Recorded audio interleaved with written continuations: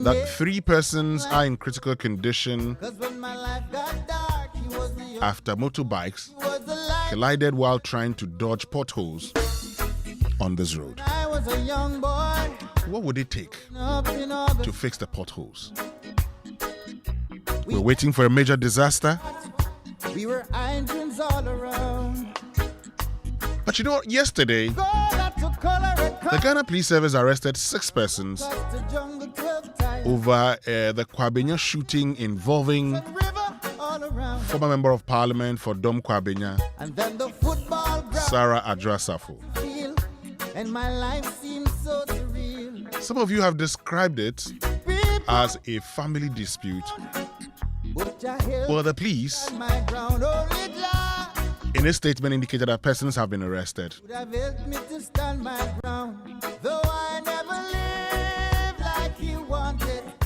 I was mindful. I know you're asking questions. So now I beg and plead. What's in? Cause Father, you rescued me. And why could a dispute arise in a family succession, resulting in shooting? We'll get into all of these here on the Super Morning Show.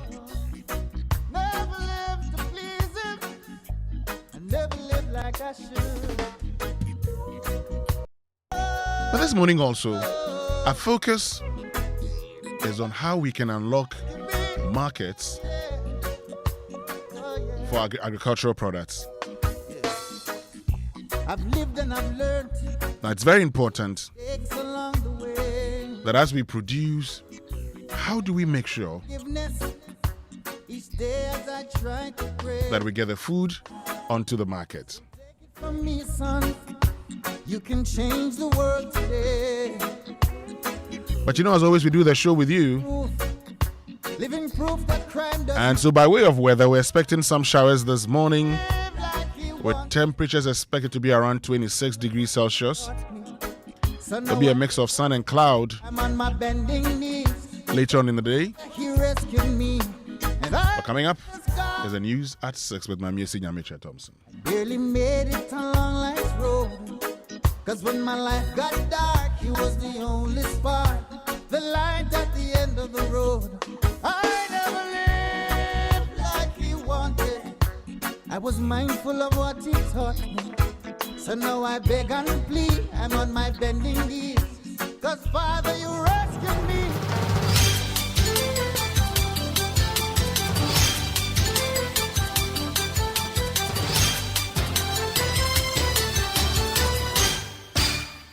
Hello, good morning. Welcome to the news at 6.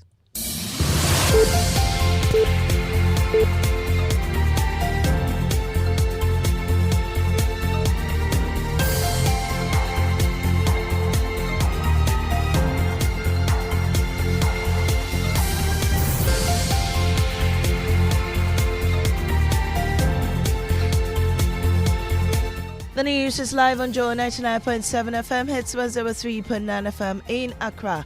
In Kumasi, we're on Love 99.5, and in all 60 regions of Ghana, there are various stations across the regions. We're also live on myjoyonline.com, X Spaces, and YouTube.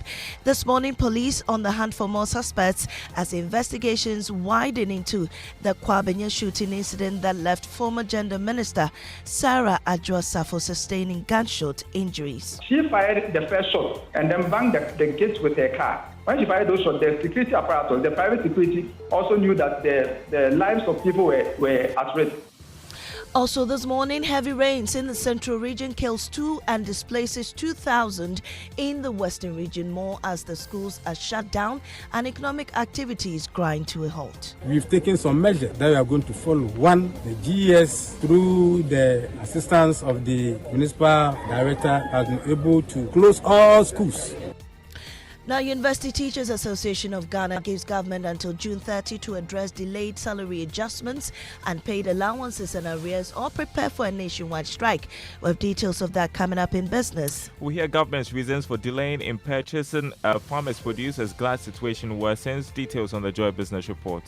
And also this morning, Joy Brands treated fathers to an unforgettable adventure at the Father's Day Joy Safari Escape as patrons request for more.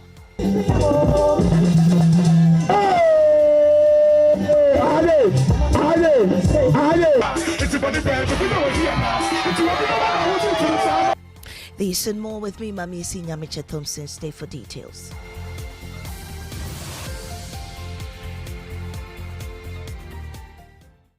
Now, tensions remain high within the Adwoa Safo Church as police widen scope of investigations into the shooting of former Quabanya MP Sarah Adwoa Safo during a ceremony linked to an ongoing succession dispute within the church. 6 private security guards have so far been arrested. Investigators say Adwoa Safo sustained injuries after armed security personnel allegedly opened fire when she attempted to gain access to the venue of the event. We'll get you more details from the police statement, but here's a report filed by Collins Frimpong after visiting the incident scene yesterday. At the entrance of Apostle Kojo Safo's residence, the frontage shows clear signs of force. The reinforced concrete pillars connecting the gateway showed visible chipping and cracks, with sections of plaster stripped away to expose rough, fractured surfaces beneath. The metallic gate, which previously stood firm on its hinges, appears slightly twisted out of alignment, while the entrance area is marked by scattered debris. Some eyewitnesses who spoke to Joy News on condition of anonymity attributed the damage to Sarah Adwoa Safo. I was trying to direct some cars. There were some buses. The passengers were coming out and I saw a gun coming out from the car. And the woman who was driving the car was Honorable Adwoa Safo, who tried to hit the gates. And I also saw her security guy who I know here. But I saw her going peacefully without hurt. That's what I saw. How come we've seen bullet holes in the car? I don't really know how that happened, but I saw the gun coming out of the car. It is unclear the circumstances leading to the disruption at the house, but unconfirmed reports are linking it to a deep succession dispute in the Adwoa Safo mission of Ghana.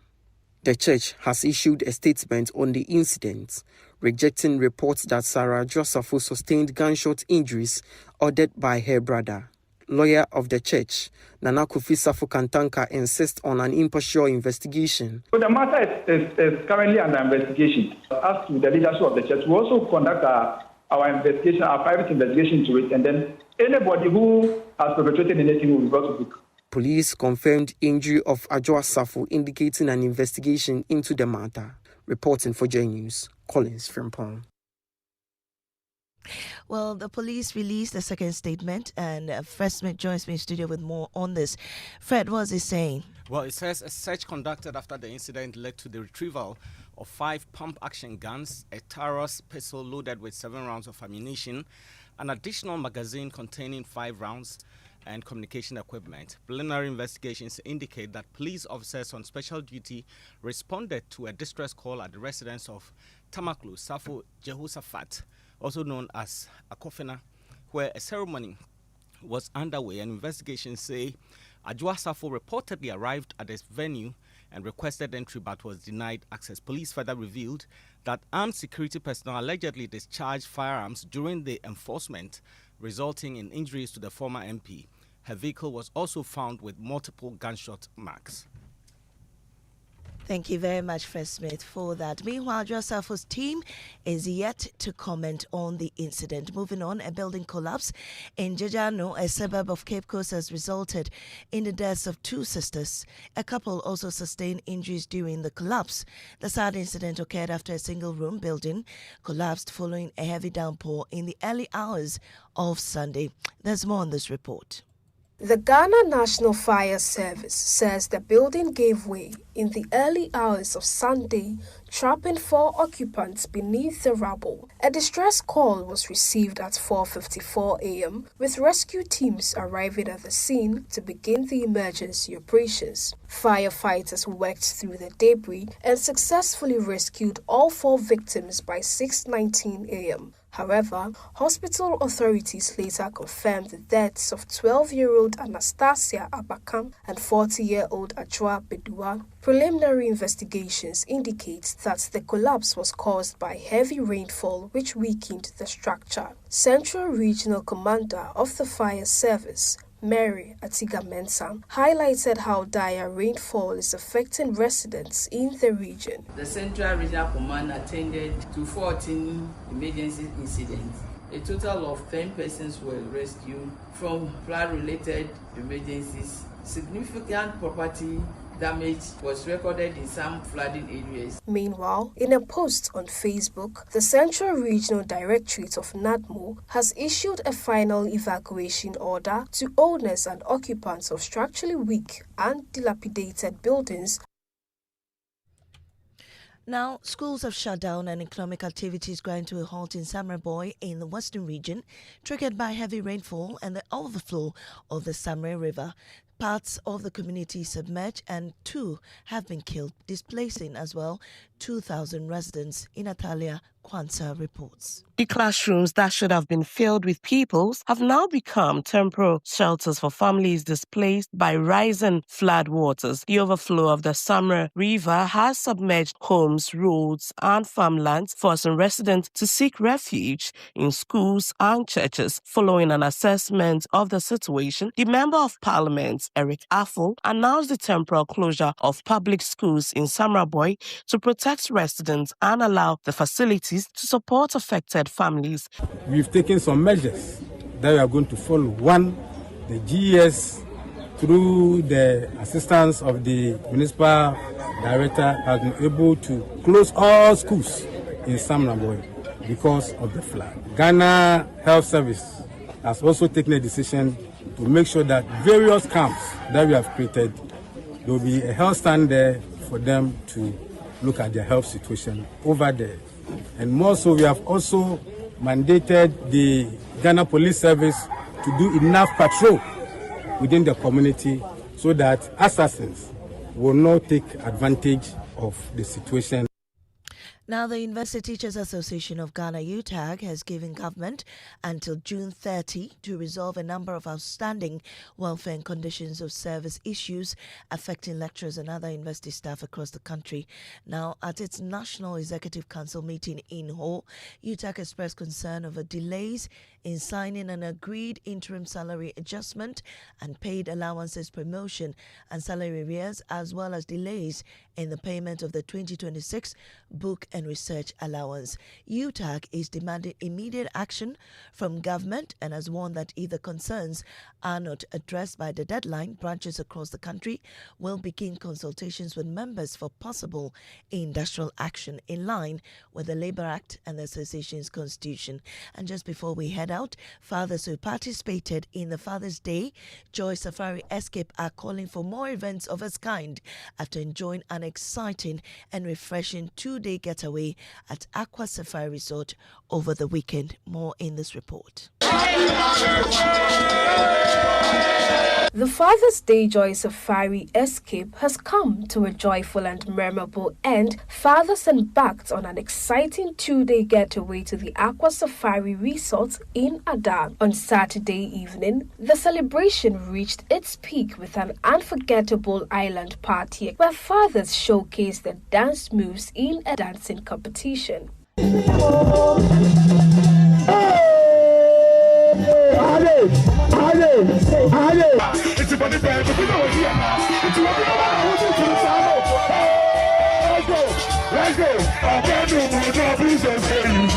Many of the fathers called for even more exciting trips in the future. Thank you so much to Joy FM. I'm hoping we will organize this not to wait for the next year, but every quarter or every half of the year. We've been abused with food, like from morning, afternoon, late time, whatever you want, you'll have it here. I think it has been a fantastic organization. Kudos to the team. Joy Brands wishes all fathers a happy Father's Day. For Joy News, Mavis Kabukwas reports, read to you. And that's it for this morning's bulletin. Up next is business on the Super Morning Show. Do stay. the gogo. Gugomi, now what time when you come back where I don't hear the sound of your car? Why you buy new car? No, I not change my car. It be the same ride. It be the fuel way I change. Way one shouts it. Ever since I started using the all-new Excellium Premium Fuel, fortified with 3-in-1 action. Oh, Joe, now my car they run like electric car. No, it's so. This is the type of fuel where they want to. Because now engine they cost. Where they want for way if I buy it, it go protect my engine. And with the small way I buy, I go drive, sir. Absolutely. It's like strapping a turbocharger to your engine and giving it a protector. And what they bust my mind, Seth, be the 3-in-1 action, no? Excellium, they prevent up to 99% of deposit. It be anti-wear, some be anti-corrosion. Won't pay when I open them. Hey, so where can I find this magical fuel? Just head over to any Total Energy service station and your car will thank you. Hey, then make a finish my gobe fast, then rush go Total Energies. My friend, but why your hand my gobe inside? I give you info. Make a fill the gobe too small. The gogo. Excellium is designed to protect your car engine, decrease fuel consumption, and lower CO2 emissions. Don't say fuel, say Excellium. Choose Excellium, choose quality. When I say ABSA, you say yes. ABSA Bakiti, we go say yes this 2026 till your jobs start dropping down. Yes, you listening to me right now. I know you get dreams. A work is here, and a work it well. Like me, I want to buy that Porsche car I've been dreaming of. I move into my dream house. No landlord will say, join the ABSA family and let's help you say yes to your dreams with tailored banking solutions from loans, mortgages, credit cards to digital banking and more. Make 2026 the year of yes with ABSA. Your story matters. Hey, who they brush? We they brush them. Hey, who they brush? We they brush them. Hey, brush your teeth. Brush your teeth every day and night. Slide the gems and tackle them. Brush the gems away. England gems, we go brush them. Croatia gems, we go brush them. Panama gems, we go brush them. We go. Whatever the germs, brush them away with the new Pepsodent, now in limited edition World Cup packs. This advert is FDA approved. It's the season of goals, the tense moments, the thrilling moments, the unforgettable winning moments, and now your winning moment could be next. Buy a Samsung Galaxy device from now till July 3rd from any authorized dealer and stand a chance to win Samsung TVs every week. From Galaxy phones, tablets, and watches to refrigerators, microwaves, and even an 85-inch Samsung TV to upgrade your matchday experience at home. Visit samsung.txtghana.com after purchase and enter your details to enter the weekly draw, and you could be one of our lucky winners. This promo is regulated by the NLA on the Caritas Lottery platform. Terms and conditions apply. Remember shit that your mama made for home church, all of and watch it. Hey, back to school with Kenke. Hey, it's here, come chop today. Did this shit home and taste? Did this shit home and taste? Did this shit home and taste? Did this shit home and taste? Onion, ginger, garlic blend, flavor you there. Pepper, shrimp, and fish inside. If you're no preservative, just herbs and spice. Natural we taste, spicy we eat. Did this shit home and taste? Corner, chewy taste. Mother, your choice to make. Spicy taste like mama made. Did this shit home and taste? Did this shit home and taste? Did this shit home and taste? Did this shit home and taste? This football season, Star Oil and Point Africa, they give you double. Every Monday and Tuesday, fuel up at Star Oil and get 2 times your bonus points. That's right, double points when you buy quality and affordable fuel from Star Oil. Now, fuel the game for Point Ibeji. From 1st June to 19th July, collect and redeem points in the Point Africa app for amazing rewards, including fuel vouchers, flat screen TVs, PlayStation, Bluetooth speakers, blenders, and food deals. First come, first serve. Charlie, don't just pay. Get point, use point. Download the Point Africa app today. Star Oil, still quality and affordable fuel for all. Terms and conditions apply.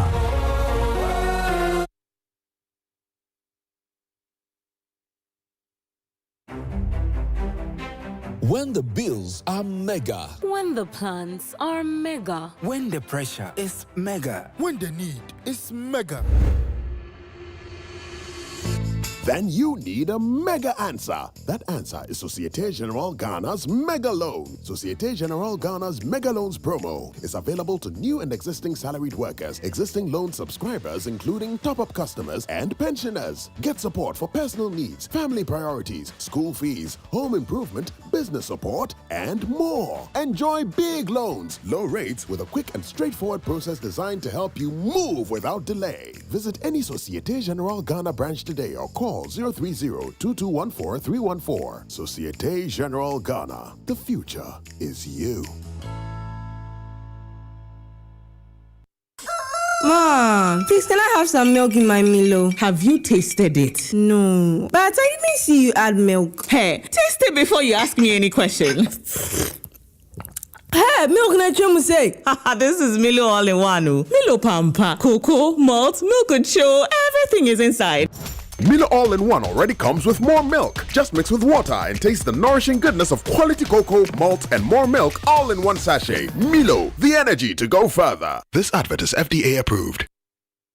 Welcome back, and thank you very much for staying with us here on the Super Morning Show on Joy 99.7 FM. And the 6 a.m. news was brought to us by Absa Bank Ghana Limited. Your story matters.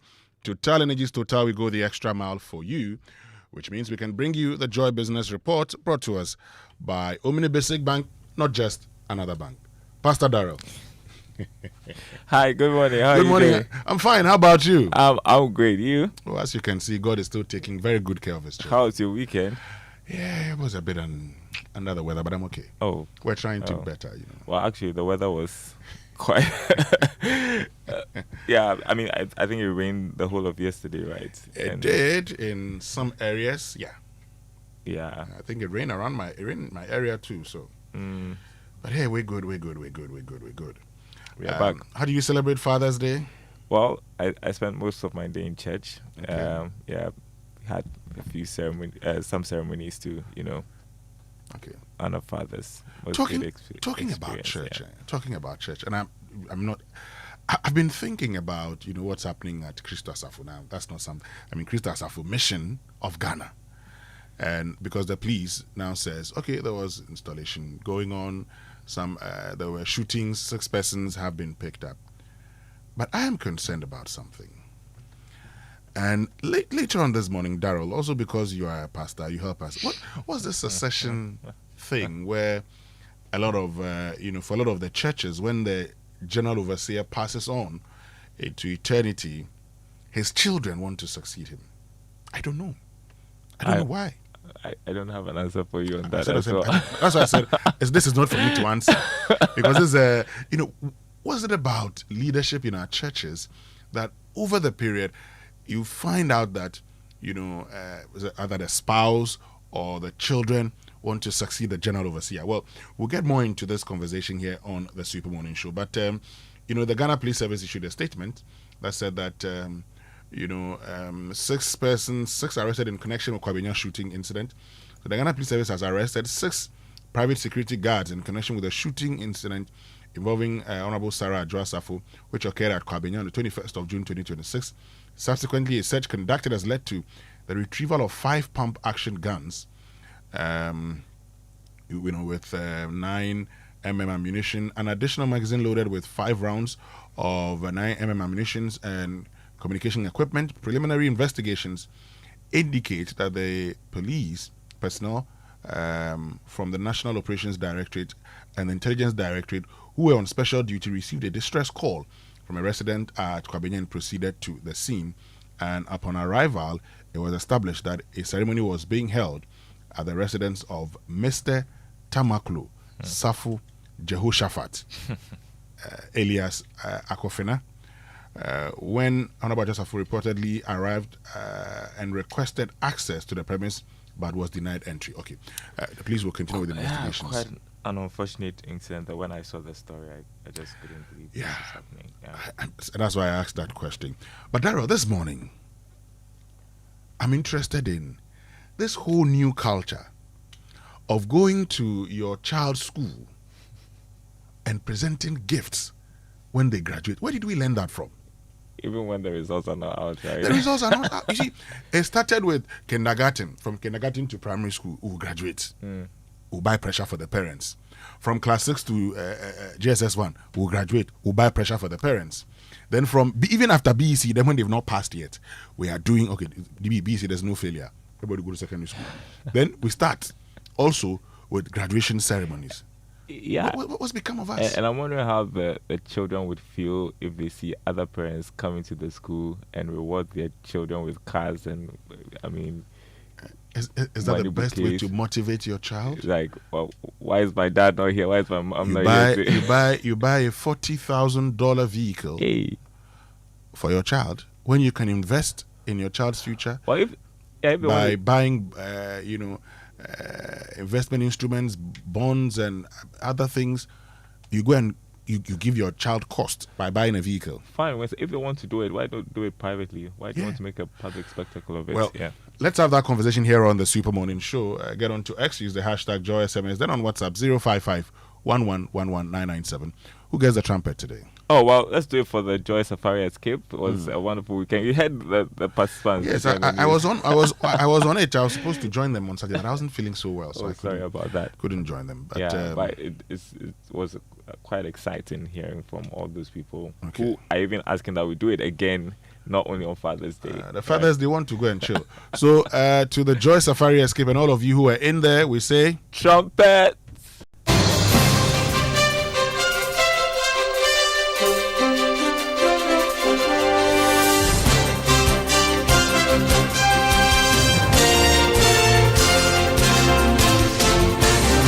And hello, good morning. Welcome to the Joy Business Report. Coming up this morning, we hear government's reason for delaying purchase of farmers' produce as current glass situation worsens.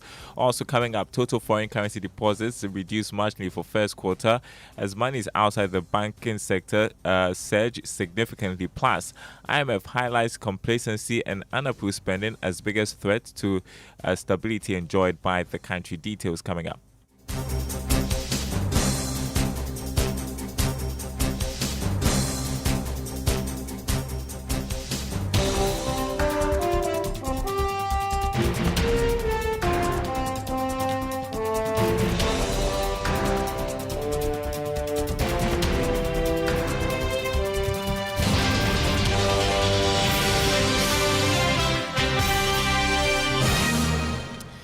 Welcome everybody. Hello to our friends listening from Kojo and KTU Radio. Government has blamed the lack of adequate infrastructure for delays in buying produce of farmers. Most farmers are producing more than what we can consume, resulting in a glut. George Abedu Otu is Chief Executive of the Ghana National Food Buffer Stock Company. The issue with the funding, the amount of money given to us. I told you, in order to satisfy everybody, to make sure all the farmers that produce in a particular year are happy, we need not less than 1.5 billion Ghana cedis. And so far, we have only 300. You understand? So we are buying. All these 100,000 bags that I told you about, we bought from farmers. We didn't produce it ourselves. But except that it's too small. But apart from the funding issue, we have storage issues too. You understand? You just can't go and buy from with the farmer and then store it anywhere. That was a Chief Executive of the Ghana National Food Buffer Stock Company, George Abedu Otu there. Meanwhile, our Great Minister Eric Opoku has highlighted the difficulty in placing a ban on rice imports. The ban has been suggested as a measure to control the glut that has hit rice farmers. The farmers have said they have the capacity to meet the country's demands, but our Great Minister maintains the country is still challenged with meeting its rice demands, hence the need for some imports. As it stands now, I do not have the capacity to place a ban on the importation of rice. I can only recommend. But as it stands now, Ghana has not attained full sufficiency in rice production. Ghana has not attained full sufficiency in rice production. And so I don't have the figures that indicate to me that you have produced sufficiently. So place that ban. If you are able to make available that information, I will act accordingly. All right, you heard the Agric Minister Eric Opoku, and the Agric conversations continue this morning on the Super Morning Show as we enter into another week of the Joy Agribusiness Month. Today we are looking at unlocking wealth and fair markets for Ghana. Ghana's vulnerable agri heroes. We've got that discussion coming up later today on the Super Morning Show. Now, total foreign currency deposits with commercial banks appear to be reducing, at least for the first quarter of this year. There's more from the latest statistical service data released by the Bank of Ghana. Now, for the purpose of accounting, when it comes to the books of the Bank of Ghana, the total foreign currencies kept with the commercial banks have been all denominated in Ghana cedis. And the Bank of Ghana puts the total amount at 76 billion Ghana cedis ending March this year. Now, this marks some significant decline compared to the 81 billion Ghana cedis posted in the same period for last year. There hasn't been any official reason for this decline, but some market watchers are linking it to the recent forex measures introduced by the central bank and the marginal stability of the Ghana cedi, which might be discouraging more people from keeping these forex with the commercial banks as an investment avenue. Meanwhile, currencies outside the banking system has gone up significantly to hit 69 billion Ghana cedis for the first quarter of this year, compared to 61 billion Ghana cedis in the same period for 2025. For some, this could justify a push for some extra liquidity squeeze on the market, and how that could impact on credit extension and the policy rate going forward. All right, so that was statistical data released by the Bank of Ghana. The IMF has highlighted complacency and unapproved spending as the biggest threats to economic stability. There have been projections that the economic situation could normalize soon as oil prices continue to decline, but the fund says there are certain areas that government should not lose focus on. Dr. Ruben Atoyan is IMF Mission Chief for Ghana. Ghana has not experienced much of the spillovers from external environment yet, mainly because of the structure of its exports. The commodity prices are very volatile, and with unsettled geopolitical tension, it's very hard to predict what can be happening. So it's very important to keep significant buffers going forward. And the third one, it's this contingent liabilities outside of the central government, especially in the SOE sector. This is something which needs to be well internalized, and then the good governance and the fiscal transparency reforms of these state-owned enterprises need to be implemented going forward. You heard IMF Mission Chief for Ghana, Dr. Ruben Atoyan. Meanwhile, more international institutions continue to project some exciting times for Ghana's economy this year. The latest is the research wing of the Standard Bank, which is projecting that Ghana's economy will grow by more than 6%. The bank's revised growth outlook for Ghana hinges on improved investment by government in key public sectors, as well as private sector expansion. Government in the 2026 budget has projected a 4.8% growth for the country by end of year. Turning to other news, MTN Ghana and Mobile Money Fintech Limited have started paying the much talked about quarterly dividend, the first in the industry. Here's more. Shareholders of these two entities last week had their mobile money accounts credited with some 6 pesos as total dividend declared for each share held for the first quarter of this year.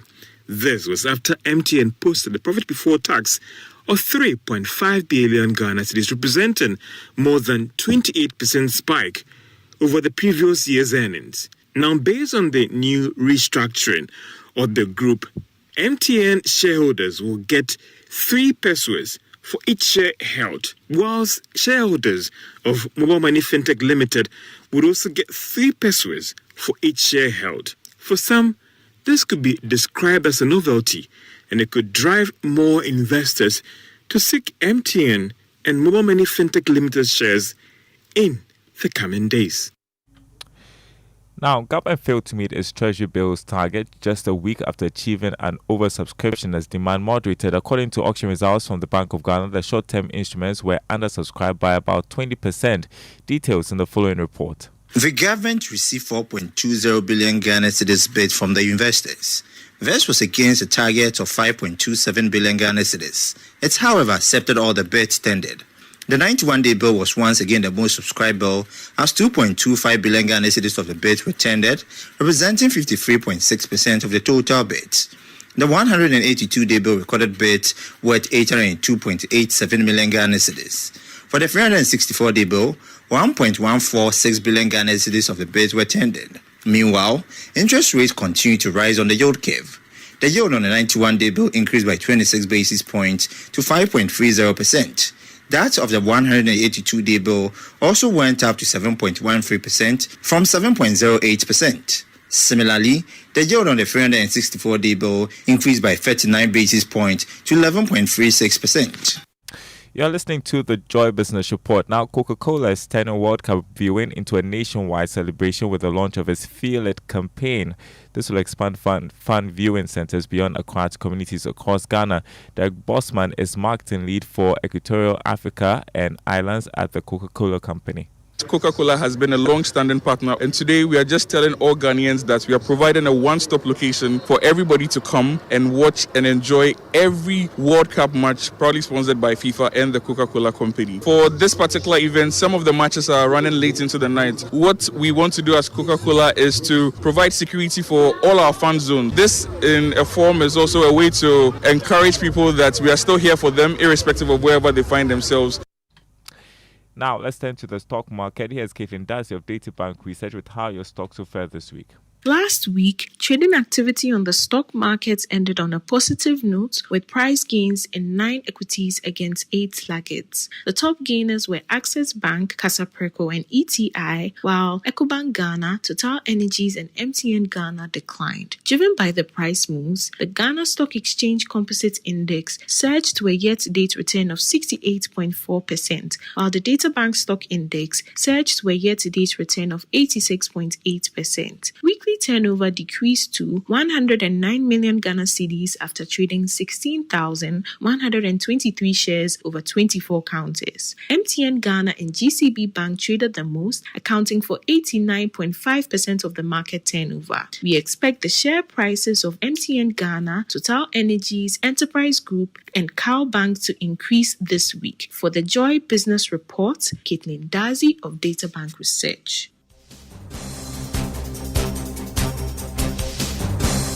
And this morning on the commodity market, crude oil selling at $78 a barrel. Gold went down marginally, trading at $4,211 an ounce. Cocoa going for $4,237 a ton. On the currency market, the dollar going for 11 cedis, 45 pesos. That's what major commercial banks are offering their clients. The euro going for 13 cedis, 19 pesos. The British pound going for 15 cedis, 23 pesos. The Forex Bureau is quoting the dollar 12 cedis, 24 pesos. More news on our website, myjoyonline.com/business. My name is Darryl Kwao. Thanks for listening. The Super Morning Show continues with Winston and the team.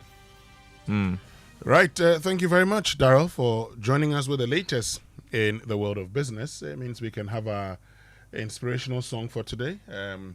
Jojo is giving us one by Dunsin Oyekan. Okay, Frank. Thank you, Frank. Let's enjoy this one.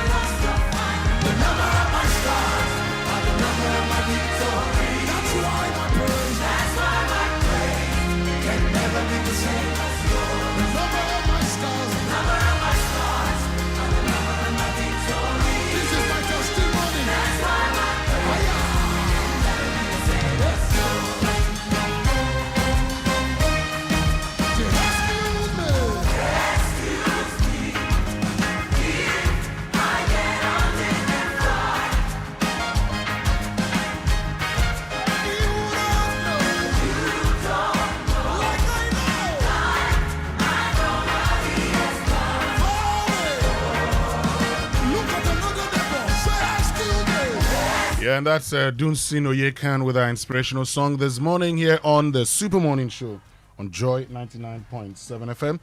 Good morning, Kojo, Akoto, Boateng. Good morning, Teacher Kofi. How are you? Oh, as you can see, God is still taking very good care of his children. I hope you had a lovely weekend. Yes. And we've successfully come out of Father's Day. Yeah, and the fathers were happy for me. That's the... Yes. We are happy, but the ladies could have done better, and the children, by giving us fuel cards with 100,000 cedis loaded on it, so that we drive into the next phase of our lives. Go and buy your fuel card. Go and buy your fuel card if that's what you want. But I'm happy. I'm happy that it's been a good one. It's been a good one. It's been a good one. Some friends that I met over the weekend said, "Why is it that you people don't talk about Father's Day like you talk about Mother's Day?" I asked him, "What have you been listening to?" Charlie, I've seen videos of those who went to Aqua Safari, and then I also listened to Kofi Hayford's reports. They really had a great time, and I want to say a big thank you to all of them for joining the Joy team, the multimedia team, for this Father's Day experience at Aqua Safari.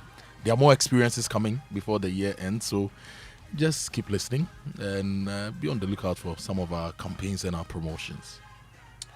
Okay, which means we can, get into a Drive Safe campaign this morning. Yes, the Drive Safe campaign is brought to you by Joy News and the Multimedia Group and supported by Toyota Superior Quality, Imperial General Assurance, Solid Protection. Avoid all distractions, keep both eyes on the road and hands on the steering wheel. Be visible, drive with your lights on. That's how you ensure your safe arrival. And today's tip, check your tire pressure before you leave home or before you move your car. It's raining and your tires are the main contact between the road and the car. And it keeps you moving, helps to generate the right friction, the right braking distances, everything that has got to do with your acceleration and braking, and also your comfort. So check your tires before you leave home, ensure that the pressure is right, and ensure that they are also in a good shape. Some of you are driving with worn out tires, not safe. So check that. Okay, and what's our fuel tip for today? Yes, the fuel tip, emergency phone numbers should be visible and easy to find in every station, office, workshop, and home. In a real emergency, speed matters and confusion wastes precious time. Preparation is protection, so always stay ready. And for emergencies, even at home, you need to let the children know which emergency contact numbers to call when there are any emergencies, so that they are not left in a state of confusion and not know what to do. Okay. Which means we can learn how to say it right. Brought to us by Kingdom Books. At Kingdom, quality and affordability are their hallmarks. And Societe Generale Bank Ghana, the future is you. Something must be done. You say either, I say either. So, Kojo, today's word, I got a call from, I know he's going to fight me, Jerry Ajololo. That says you have to do a say it right on temporary and temporal. Temporary means not lasting or needed for a very long time. The opposite of that is permanent. Okay. So you say the ceasefire will only provide a temporary solution to the crisis or temporary stuff. Okay. You don't say temporal stuff. Okay.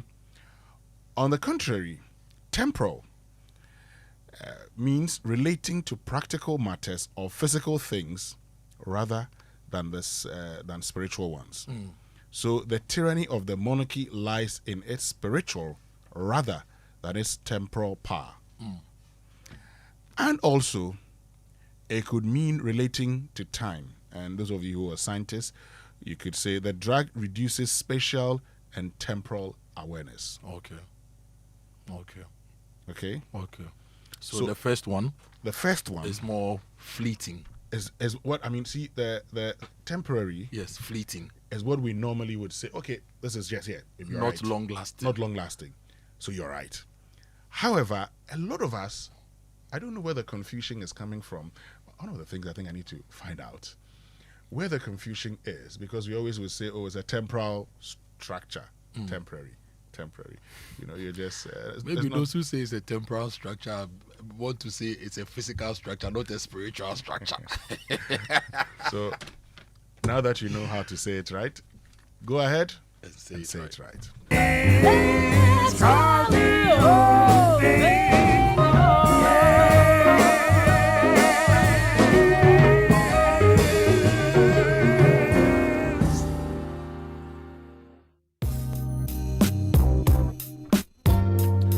Okay. Yes, and if you are looking to upgrade your workspace or restock your essentials, Kingdom Books has something special for you. They are running the Kingdom Books yard sales at the Kingdom Books office at Osu. It starts at 9 a.m. every day and ends at 5 p.m. And you get discounts up to 70% on notebooks, pens, printers, office supplies, furniture, and everything you need at Kingdom Books. So go to the Osu office, Kingdom Books office at Osu, 9 a.m. to 5 p.m. daily, and be a part of the Kingdom Books yard sales. Shop smart, save big, and you can call 0244 311 955 for more information. You know, I'm always happy when the cost of credit is low, because as humans, we need credit. And if you have lower interest rates, it means you can access more, expand whatever you're doing. Yes. And then grow. Employ more people. When you grow, you employ more. Because you diversify, you need more people. And that's why I love what SG Bank is doing with their mega loans. What are they doing? Charlie, they are giving you big loans at small rates. It's from now till July. Okay. And they have a fast, hassle-free process that helps you to get moving sooner. Okay, so whatever you're trying to do, whether you're trying to build a house, whether it's permanent or temporary, you're good to go. Please call them on 0302 214 314 for more details about the SG Ghana Mega Loans promo today. T's and C's apply. Societe Generale Ghana, the future is you. Let's get into the newspapers this morning, and the newspaper review brought to us by Syntex Tanker, You're Stronger, You're Tough, Kale Charcoal Toothpaste, Happy Smile, and Star Oil, quality and affordable fuels for all. Daily Graphic this morning, flooding, Cape Coast, Samurai Boy submerged. Still on the Daily Graphic, Next Steps Summit adopts 18-pillar framework for reparatory justice. Restricts social media access for children under 17 years. Child Rights International to the states. And Amenfiman Community Bank records 154.9 million Ghana cedi profits. The Daily Guide for this morning says Adwoa Safo shot 6 arrested. Ban under 17s on social media. I think I agree. Please foil Bondi mine concession takeover and unite behind Bawumia Brian to NPP. Avoid negative attitudes. Reverend Wengam to pastors. And that's it for the Daily Guide for today. On the Adwoa Safo story, the publisher says gunshot misses address head, grazes her ear. Kojo Safo leads Christo Asafo despite the guns and the blood. And GES bans show-offs in senior high schools, stops graduation ceremonies nationwide. The Ghanaian publisher, Child Rights International, demands social media ban for minors over rising online threats. Christo Asafo crisis, Adwoa Safo suffers gunshot injuries, and MPP chairmanship, Tampuli Nyindam endorse Ejakun. If you go to the news center, 2 dead, over 1,400 displaced as floods ravage Samurai Boy. Kids online threats rising. CRI warns Ghanaian children face rising risks of exploitation, abuse, and harmful content. And how did $208 million worth of illegal drugs originate from Ghana to Australia? That's a big question on the front page of the news center. Over 10,000 Burkinabe asylum seekers seek refuge in Ghana, and Ghana faces $248 million immunization financing gap. The Business and Financial Times, there's a feature here by Kofi Bento that says, before they vanish, government appointees must answer. West Africa pushes stronger tax cooperation to fund development, tokenization to boost capital market depth, expand access to finance BOG, and GSS calls for tighter supply chain monitoring, Kojo, as producer inflation rises to 5.8%. So they are calling for tighter supply chain monitoring. We've been talking about this all the time.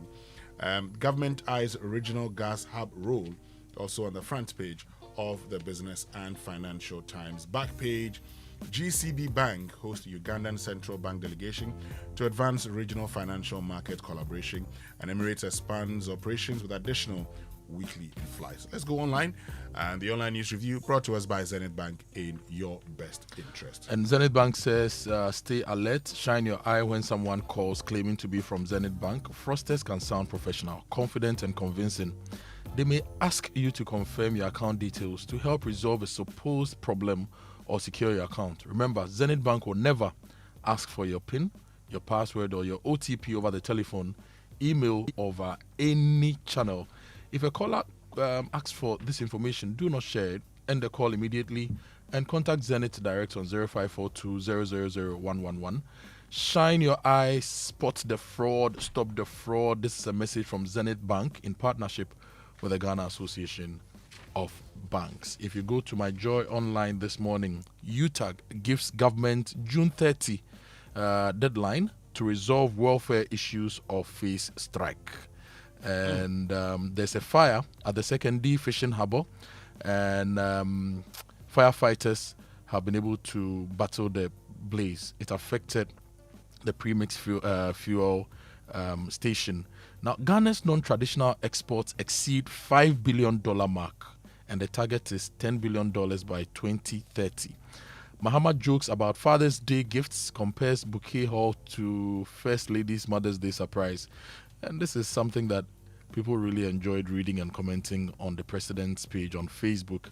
Mahama also leads world leaders to observe Juneteenth at Christianborg Castle, and that's take over Ada as Joy Safari Escape kicks off with high-octane fun. Those are some of the stories. If you go to Cape Coast, toddler confirmed dead, 2 injured as rain-induced mudslide destroys homes. And police clamp down on siren abuse and have arrested 19 people. Those are stories from My Joy online. If you go to City Newsroom, the UTAG story is here as well. UTAG warns government resolve service conditions by June 30 or you face a strike. Higher yields fail to raise T-bill demand. Auction records 1 billion Ghana cedi shortfall. And Ghana eyes real shift to protect road investments, captures Sahel cargo trade, and sanctions school heads who permit extravagant graduation displays. This is IFEST to the Ministry of Education, and rally behind Baumia to defeat 419 NDC in 2028. Apenya Markin is advocating the NPP and Ghanaians. So those are stories from City Newsroom. On the Christopher Safo issue, Adwoa Safo shooting claims false. That's also an angle on citynewsroom.com. You know, before we get into the stories, because you ended on that bit, I've been asking a question this morning because I've been trying to understand. Okay, these are siblings, Kojo. Mm-hmm. What's in? So why would leadership of a church or a mission, okay, Christo Asafo mission, lead to a fight between siblings? Well, when I say fight, because the case is in court here and there, but in all of this, Kojo, there's something that I want to say. It happened to Daddy Lumba. At that point, I felt that, look, and I've seen Kwame Dinkra writing that there's a need to have another funeral for Daddy Lumba. I think at that point, at a certain level, the state could have stepped in and said, look, because this person is one of our foremost musicians, family, let's settle this. I know there are some people who tried. The family did not. In that case, it goes to the court. I still feel that our chieftaincy, our chiefs, could have settled that. In the case of Apostle Kojo Safo, I do not think that, again, the state can do a lot. And intelligence is key. So at the time when the state gathered, the state intelligence should have gathered that there was going to be whether installation, investiture, or installment somewhere. But because of the conflict, it will lead to, the kind of situation it led to yesterday. What's happening to our intelligence gathering? And at what point will the state step in? This is the style of Africa we're talking about. Look, the time the man manufactured vehicles that could tell you, we're laughing. Siri was in production. Today, today, there are Chinese vehicles that people are talking to. Someone came here the last time with a vehicle and lock doors, and he walked away. When Apostle Kojo Safo was doing that, we were laughing. But you see, this is the star of Africa. He is very important. So at some point, the state must step in and say, okay, we want to give him a state burial. Then what happens? The family must now cooperate with the state. And when it happens like that, the feuding factions would have to come together. Yeah. That's what we must do to curb this. And then, as for the succession, can go to court. I'm told it's in the court. They should go ahead. But I ask again, why would siblings fight over who succeeds their father as a leader of a church or a mission? Should I be willed to you? And the answer is, what is at stake? Yeah, but what is at stake? You see, the point is that whatever it is, your father was a philanthropist. You can even come together and decide that we're not going to take anything because your father is, as we know it, the children are doing well. Then you continue. So you use that. Is that an assumption? We have the facts to support. As we know, they are doing well. As we know, the children are doing well. So use that. And your father was a philanthropist. The man is known for all the good things he's done for people. Continue that. Expand the farms. Expand the manufacturing business. Expand the church. Why do you have to fight? Anyway, let's get into it. Anyway, now I'm taking you to Ghana's first capital. Cape Coast was our first capital, right? Yes. And for a heritage city, the first like capital that, of the Gold Coast. Of the Gold Coast, not Ghana. The heritage city of Cape Coast and the timber city of Samaraboy have both been submerged. Now, the story by Moses Aklobutu and Joanna Kumi for the Daily Graphic says hours of rainfall at the weekend left parts of the western and central regions flooded, with Samaraboy and Cape Coast turned into massive ponds populated by buildings and trees. The incident marked new limits of flooding in the two areas as the issue extended into previously less prone areas in the wave sweeping across the country this year. 3 persons died in Cape Coast and 3 women were injured. There are a 20-month-old child and 2 occupants trapped under a collapsed structure at Jajano behind Yogurt Fie on Aidan 4th Alley, who died yesterday following the heavy rains. They have been identified as Anastasia Abaka 12 and Adwoa Safo 40. And in Samaraboy as well, 2 people died in flood-related incidents. Now, the downpour in Wasa Memfi and adjoining districts caused havoc in Samaraboy after 2 large rivers and watercourses overflowed their banks in a community known for years of uncontrolled illegal mining, commonly called Galamsey. We'll have to check that, and we'll come back and talk about all of these things. But ban under 17s on social media, CRI. So, Child Rights International has called on government to introduce legislation restricting access to social media platforms for children below the age of 17, arguing that the country's digital environment has become increasingly unsafe for young users. And one of the most disturbing findings of their study, which, according to Bright Apia, who is the executive director, is a growing exposure of children to online sexual content and exploitation risk. And he said the report identified sexual invitations, inappropriate messages, and exposure to sexually explicit material as among the most common harmful experiences encountered by children in the digital space. And talking about children in the digital space, over the weekend we saw photos and videos of some parents celebrating their children's graduations in the various senior high schools with cars and big gifts. It's caused a lot of conversations online, and GES is responding.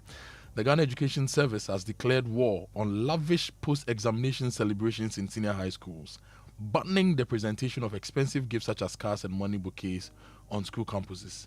The action was prompted by social media videos showing parents presenting luxury cars and money bouquets to their children on school premises after the 2026 WASSCE. It's good that it's been banned, and it's a major conversation here on the Super Morning Show. Share your thoughts with us, okay, what you make of that on 055-1111-997. That's our WhatsApp number. Please follow Bondi mine concession takeover, and we're told, according to a Daily Guide report, that a former National Democratic national organizer has been accused of leading Chinese nationals and men believed to be soldiers to forcibly take over a mining concession in the Western region. And the incident occurred over the weekend at the Bondi mine concession, and it took the intervention of the Western Regional Police to prevent what sources described as a potential violent clash, and security officials of the site, clashed with those the mining security. Okay. But also here, avoid negative attitudes, Reverend Wengam, to pastors, and this is important. The General Superintendent of the Assemblies of God Church, Reverend Stephen Yenosom Wengam, has admonished pastors to eschew negative attitudes which can undermine their credibility and adversely impact their congregation and followers. There's a disturbing story of over 10,000 Burkinabe asylum seekers seeking refuge in Ghana in the news center. I hope our government works with the Burkinabe government to ensure that the issues within the country are fixed to prevent these things from happening, because I'm not sure Northern Ghana can take on more refugees. Yeah. Okay.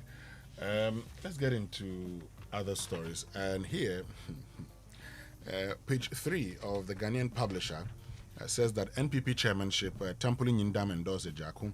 So the two leading members of the NPP have thrown their weight behind former Energy Minister Boateng Jaku's bid to become the party's next national chairman, describing him as the most suitable candidate to unite and reposition the NPP ahead of election 2028. Okay, Kojo, it's time now for us to bring you the BBC News. It's brought to us by Fidelity Bank. Believe with us. Glyco, we cushion you for life, and Oba Spaghetti is made for you. Call your people, call your crew, come chop. Everybody chop Oba. Inogo stop. Oba, come chop. Everybody chop.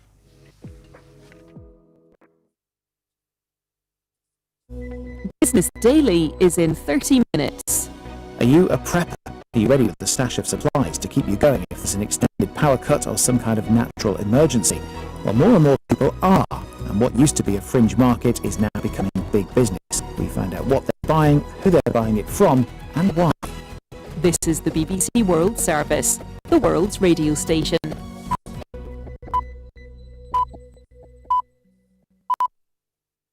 Coming up from the BBC World Service, the interview, Conversations with the People Shaping Our World, with me, Neda Tawfiq. For this episode, I speak to Catherine Russell, Executive Director of UNICEF. She talks about the impact of aid cuts and the challenges facing children around the world. War is the worst thing for children, in part because they are impacted directly. Children can be killed, obviously, conflicts.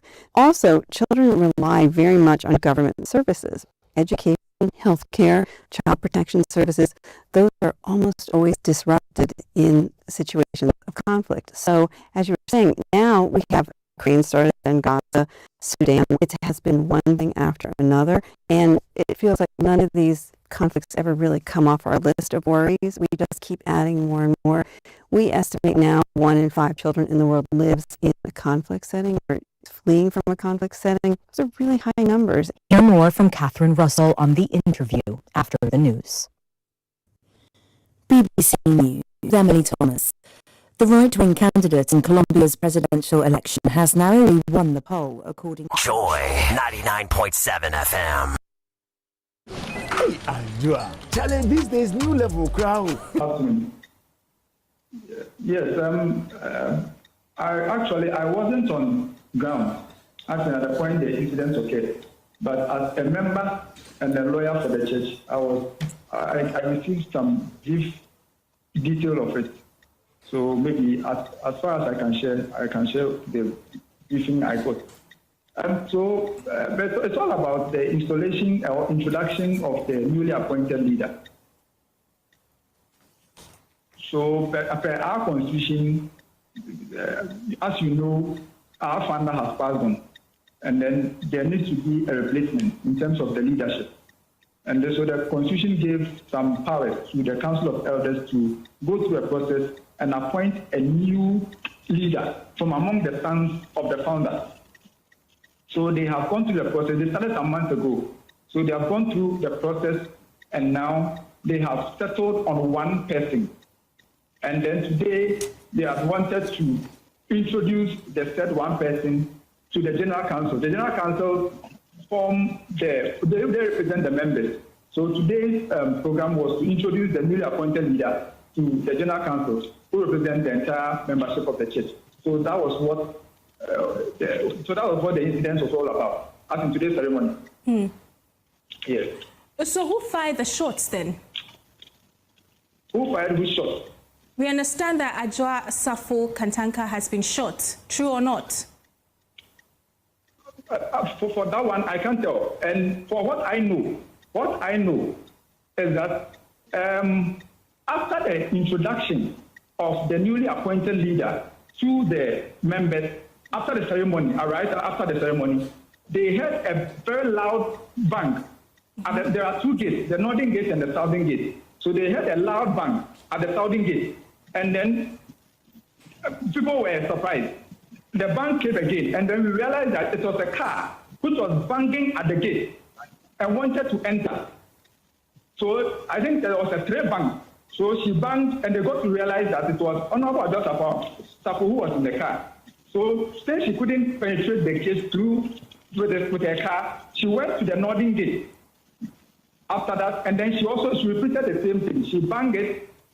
She banged the second one, and then the security apparatus, the private security, indicated to her that no, what she's doing will cause casualties because there were still people in the premises. Because when you enter through the gates with your car, you don't know who you can walk over or drive over with a car.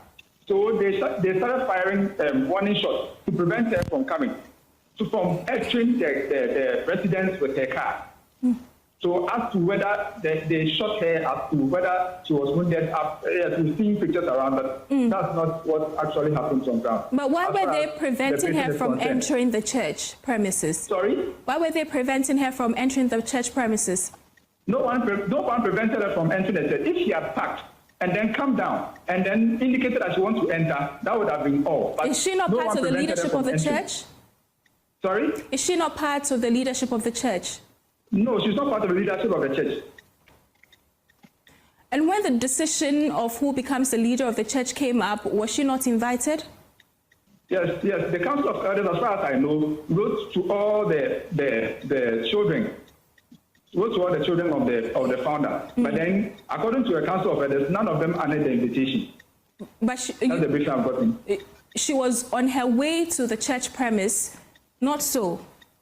No, not the church premise. The place we held the ceremony was held. It's not a church premise. Right. Yes. What place is that? The place is a residence built by the son of the founder. And why did she have to force her way through? If the church leadership indeed wrote to her to be present. I think that question should be directed to her. I cannot answer as to why she wants to force her way there. Because if you want to come and then you get down, you want to come, no one will prevent you. So as to whether if she was prevented and why should she force her way through, I think she should be answering the question. You spoke about the gunshots as well, and I asked a question earlier. Who fired those shots and why? The shot. Yes. Hello? Yes. The shots. Who fired those shots? I wasn't on ground, but we had gunshots. According to the briefing I got was that she fired the first shot. That's the briefing I got. She fired the first shot and then banged the gates with her car. So she fired the first shot. When she fired those shots, the security apparatus, the private security, also knew that the lives of people were at risk. So they were giving warning shots. And we understand now that she is injured at the hospital. Can you confirm that for us? Well, I can't confirm that. Was any other person injured in that exchange of fire? No, not that I know of. Not that I know of.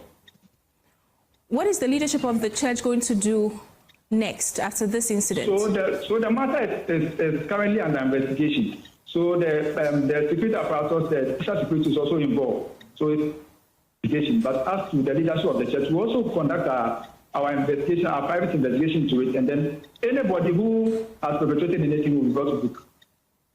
Thank you very much. So the leadership of the church is also meeting to put everything together as to who has done what and who has done what's wrong. But as far as now, we are still getting busy. Thank you very much. Nana Kofi Safo Kantaka is lawyer for... A former public officer would want to stay away from rendering accounts for his tenure in office. If he knows he has nothing to fear and nothing to hide, as a person of integrity, if he is, he should come and face the charges. I disagree very strongly with the proposition that his personal safety is at risk if he were to come, and perhaps that could be the reason why he is adamant in voluntarily coming. So in that context, his lawyers in America, his lawyers in America have told us that they don't trust that he'll get justice in Ghana. Well, that is their perception. I mean, America is America, Ghana is Ghana. Our president is called John Dramani Mahama, their president is called Donald Trump. His lawyers in Ghana. They are not fighting a war with any country. When statements are made, I am responsible for what I say, not what you understand. Okay. All right? If I were Ken, I wouldn't come to Ghana. Not because I'm afraid of the charges. I have said on this table, the charges are not serious. Note something. It is being reported that the U.S. court is saying the same thing. I said it about a year ago. 78 charges for whatever. And I said, if I am not Ken, not because I'm afraid. Listen, as far as I am concerned, Ken Ofori-Atta, if he were here, would be in danger of being assaulted even by ordinary citizens because he has been so demonized. I wish he would come, face the charges, and face them down. All right? So people should take things in context. Me, my worry is because of the emotions around this thing, we are not being methodical about it. And that's why we are where we are. From the beginning, it was on this table I revealed that he had not even been charged. And Interpol red notices had been issued against him. And I said, it won't go anywhere. What have we seen? Didn't go anywhere. Let's be clear. What didn't go anywhere? The Interpol red notices, what happened to it? Okay. They were withdrawn and they apologized to him. And I said it here long before, that when you haven't charged the person, how do you issue an Interpol red notice? The point is, if you were in the shoes of Ofori-Atta, would you come back home? You don't want to ask me that question. You see, so, if I were Ofori-Atta, I find it very difficult, to come. I won't. Straightforward. I'll be back. It depends. Yeah. It depends. You'll be back, not when you see, day in, day out, prosecutions like Gloria was saying, withdrawing this, the Attorney General filing, nolli prosequi, doing this, doing that, halting prosecutions. And then in one case, it is elevated to a point where the man will be quite apprehensive, and be afraid of his own safety. So I'm not going to, to return. Dr. Park made a point that, our society, frowns on certain things, but it requires accountability. Accountability, yes, but not when the person has already been roundly condemned in the court of public opinion. He has been sentenced, he's been, condemned, to eternity and all that. But we're in this country, Minister Security, led by Japa, knowing very well that gentleman was not in the country. Carrying guns.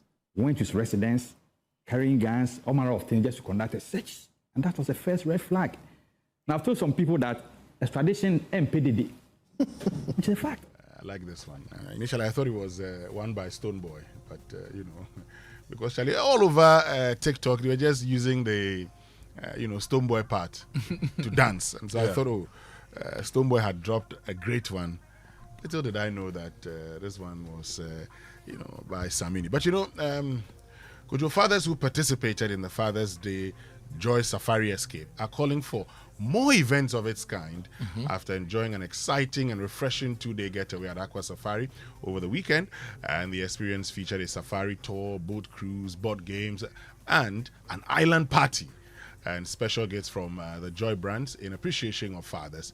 Many of the participants expressed their gratitude to Joy Brands for organizing such a memorable experience and appealed for more adventure-filled events in the future. And there's more in this report. Let's listen to it. The Father's Day Joy Safari Escape has come to a joyful and memorable end. Fathers embarked on an exciting 2-day getaway to the Adwoa Safari Resort in Ada. On Saturday evening, the celebration reached its peak with an unforgettable island party where fathers showcased their dance moves in a dancing competition.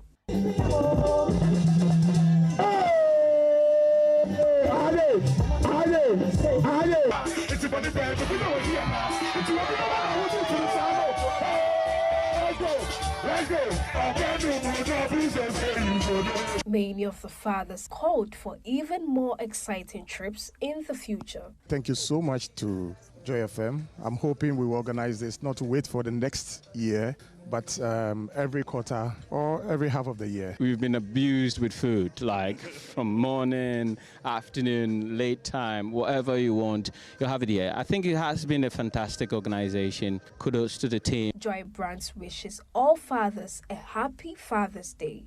For Joy News, Mavis Kabukos reports, read to you.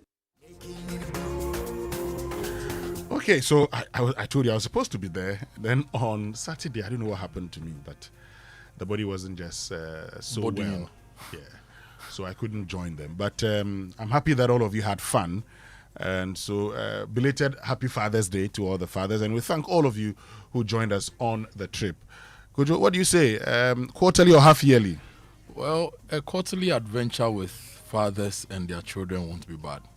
A quarterly adventure won't be bad because, you know, small, we are becoming present fathers.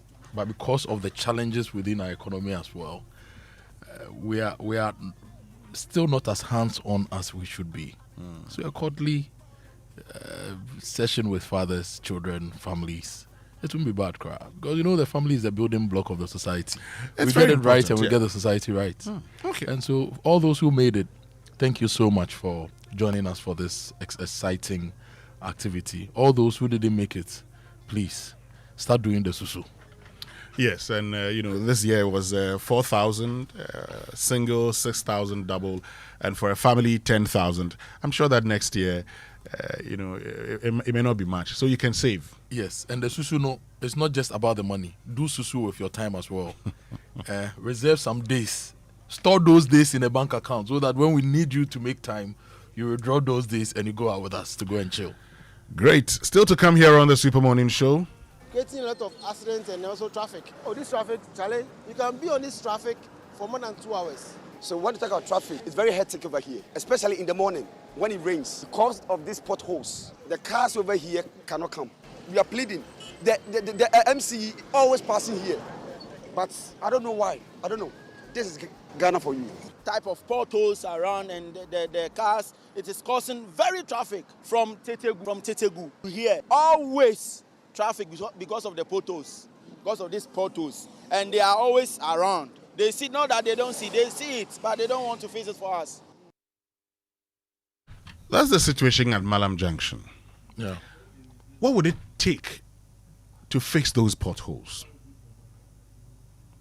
That today, there's huge traffic just because of potholes around Malam Junction. I don't get it. It won't take much. So what's preventing us from fixing it? As part of our traffic watch, the focus would be on the Kaswa Malam stretch. But of course, wherever you find yourself, if you're stuck in traffic, if it's a daily occurrence, why don't you join us on WhatsApp 055-1111-997, and then on X use the hashtag JoySMS. But this morning also, Kojo, you're a parent, you're a father. Why are we parents? Why are parents now going to their children's schools to celebrate their completion of senior secondary school with all manner of gifts? What do they seek to achieve? I don't understand. I think this is something, and I like the fact that GES has released a statement, and this is where the scripture that says, this is where I think it's practical. I believe that we have become an attention economy. Everybody is seeking attention. We have become overly show off as a people with very little in the fundamental areas. And so, as much as, parents should celebrate their children how they want it, but they should also read the room sometimes in attempting to do what they want to do. And so, some of the things I saw, I thought it was unnecessary. There was one video, a parent throwing cash in the air with these students running around trying to grab money. It's so 1912. I think as parents, let's give our children all the comfort, all the space to grow, all the leverage to grow. But when we are doing it, sometimes, in certain instances like what you've seen, we need to be measured as to the extent at which we do it. So GS has released a statement. My only worry and my only challenge is using these events to cancel all graduation events for schools. That's what I'm worried about. Because for a lot of people, and for some of the children, this may be the only opportunity they get to graduate from any place and to take photos of a transition from one place to the other.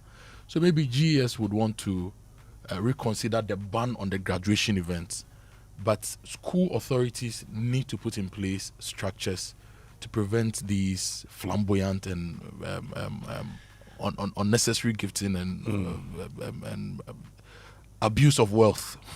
For the want of a better. Well, there was a discussion on Newsfile over the weekend.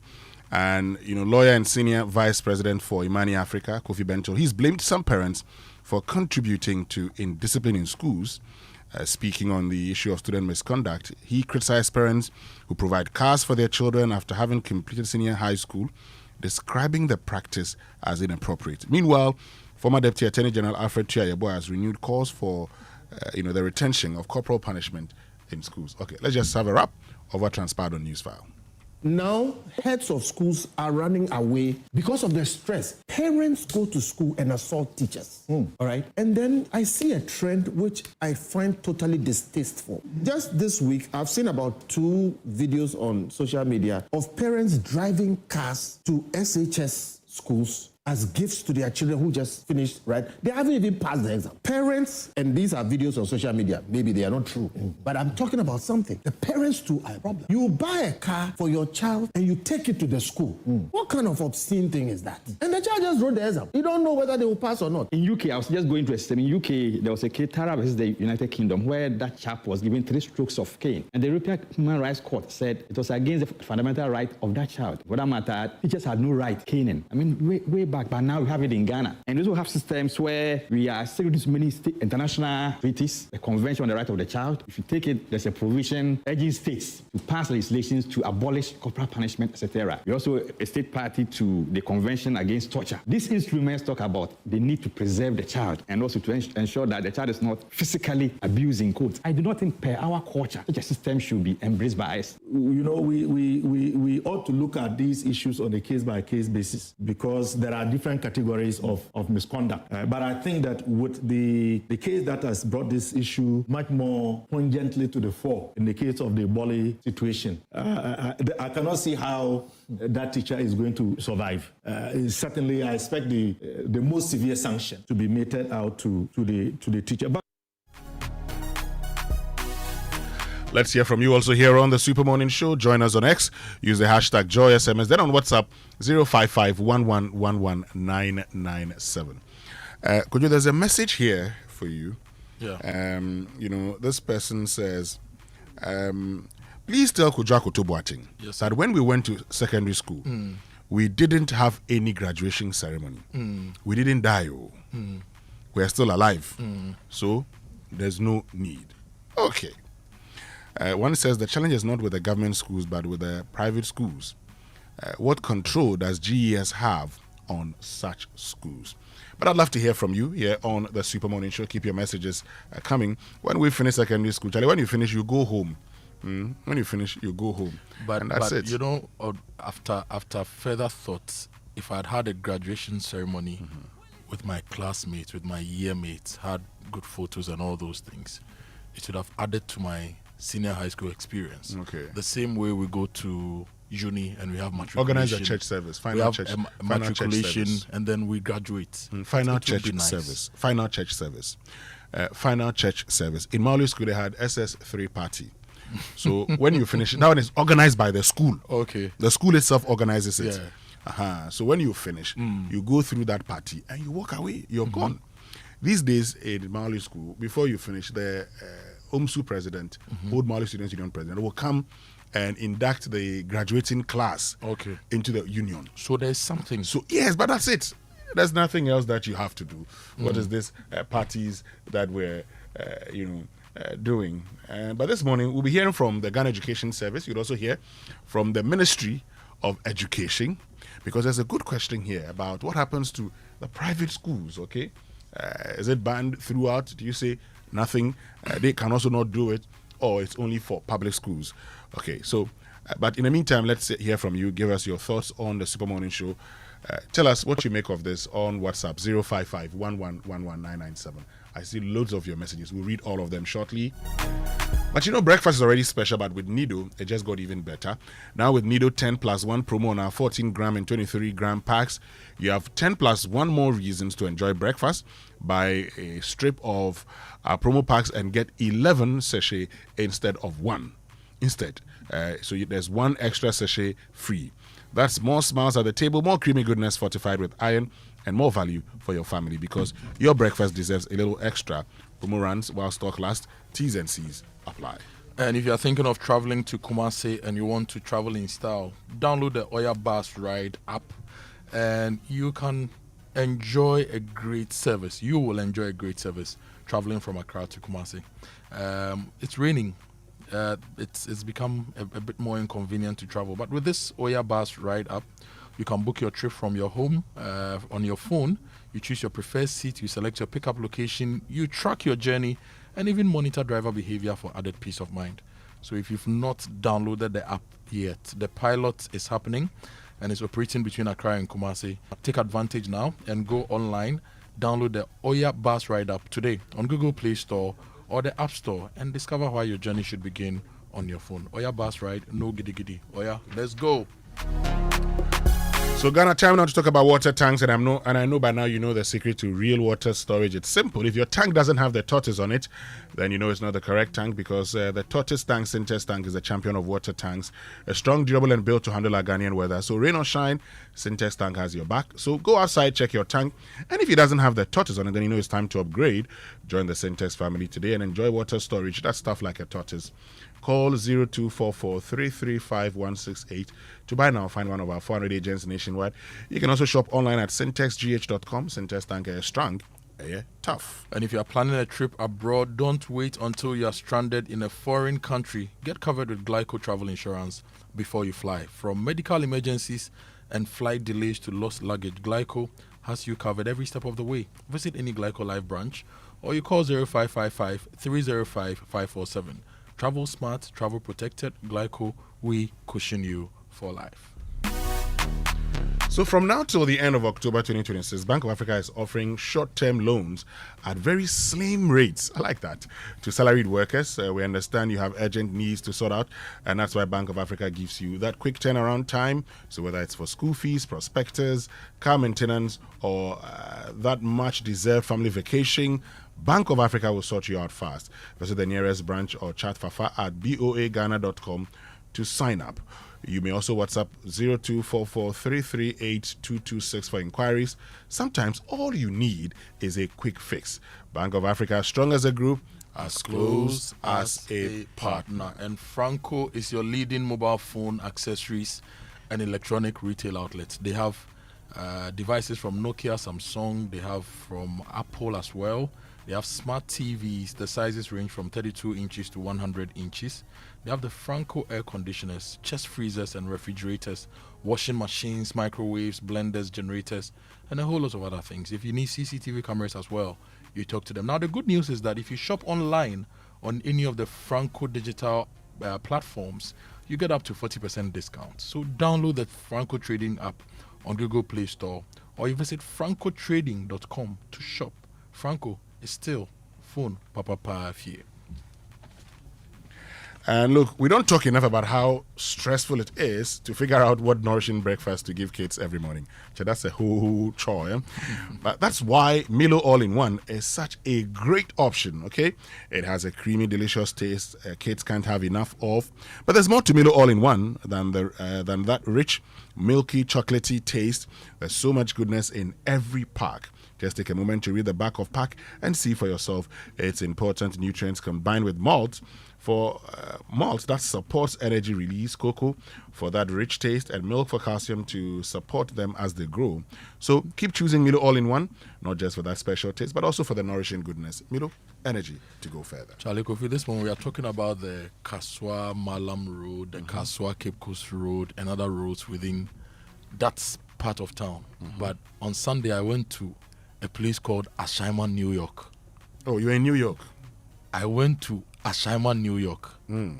Charlie, I was so sad for the people and angry at the same time with the nature of roads they have. And I've been asking myself the same question you asked earlier. What would it take to bring dignity to people and to make our roads car-worthy?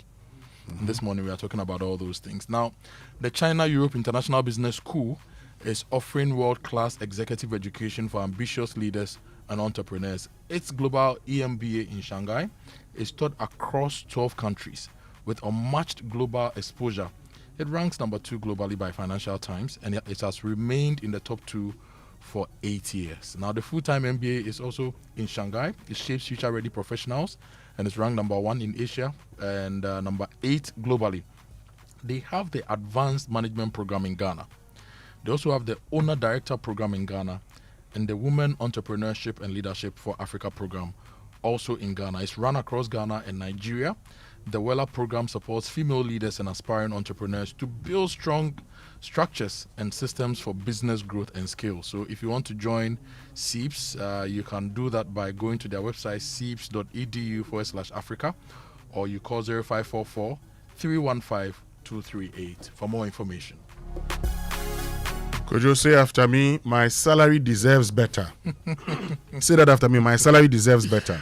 My salary deserves better. So switch to Fidelity Bank today and enjoy amazing benefits, lower interest rates, higher loan amounts, personalized financial support, and most importantly, a smile that's lasts.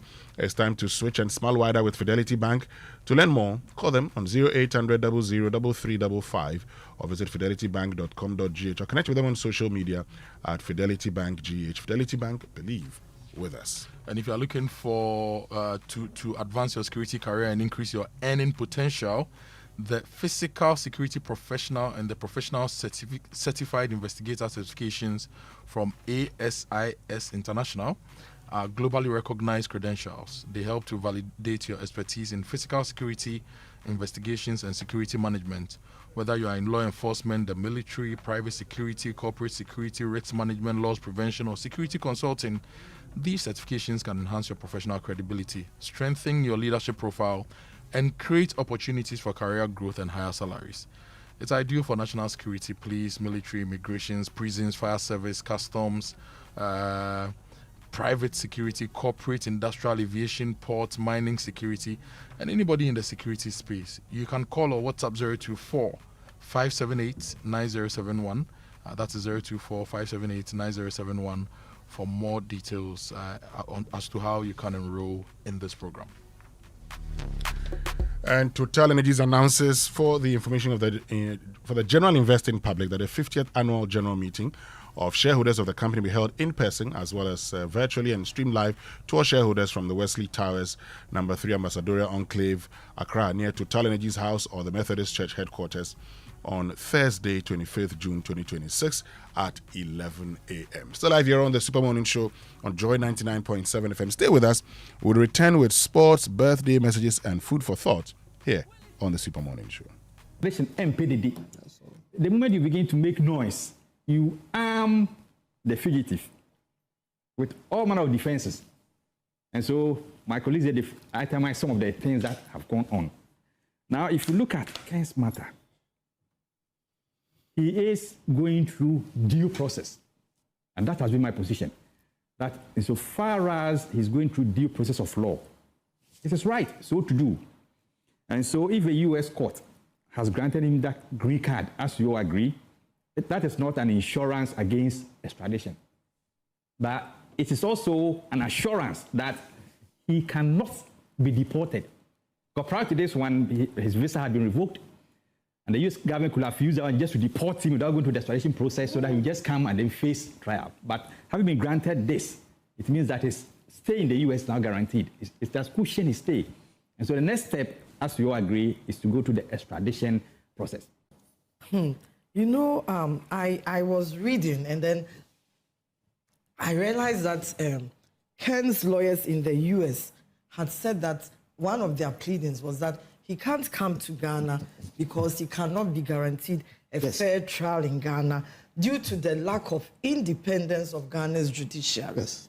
For a moment, I was like, what's going on here? Then I read it again, and I said, well, we have a lot of fine judges in our country, you know, men and women of integrity. But wait a minute, let me read it again. Then I read it again, that he cannot be guaranteed a fair trial because of lack of independence of the judiciary.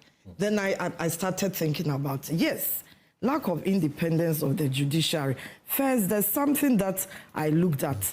That's the discontinuation or withdrawal of several high-profile cases. You know, I wonder the case of Atufo Japa, then the case of Republic versus Dr. Stephen Opuni, and another Republic versus Dr. Johnson Pandit Esiama, Republic versus Dr. Ernest Thompson and others, Republic versus Ofosuampofo and another, Republic versus Alhaji Collins Dowd and others, Republic versus Dr. Kwabena Dufo and others. These are all fine gentlemen before the court. And it's for the court to decide and to determine, after going through due process, to find out whether they are guilty or not guilty, irrespective of their partisanship. And I think that is something that the Attorney General should have a real look at. Because if he doesn't do that, it's going to set a precedence of hypocrisy, high-level hypocrisy in Ghana.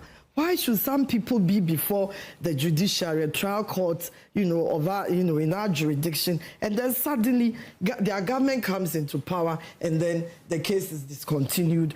I want to add this briefly. I don't know if you saw this gaffe by Puma when they announced the Black Star jersey. Yeah.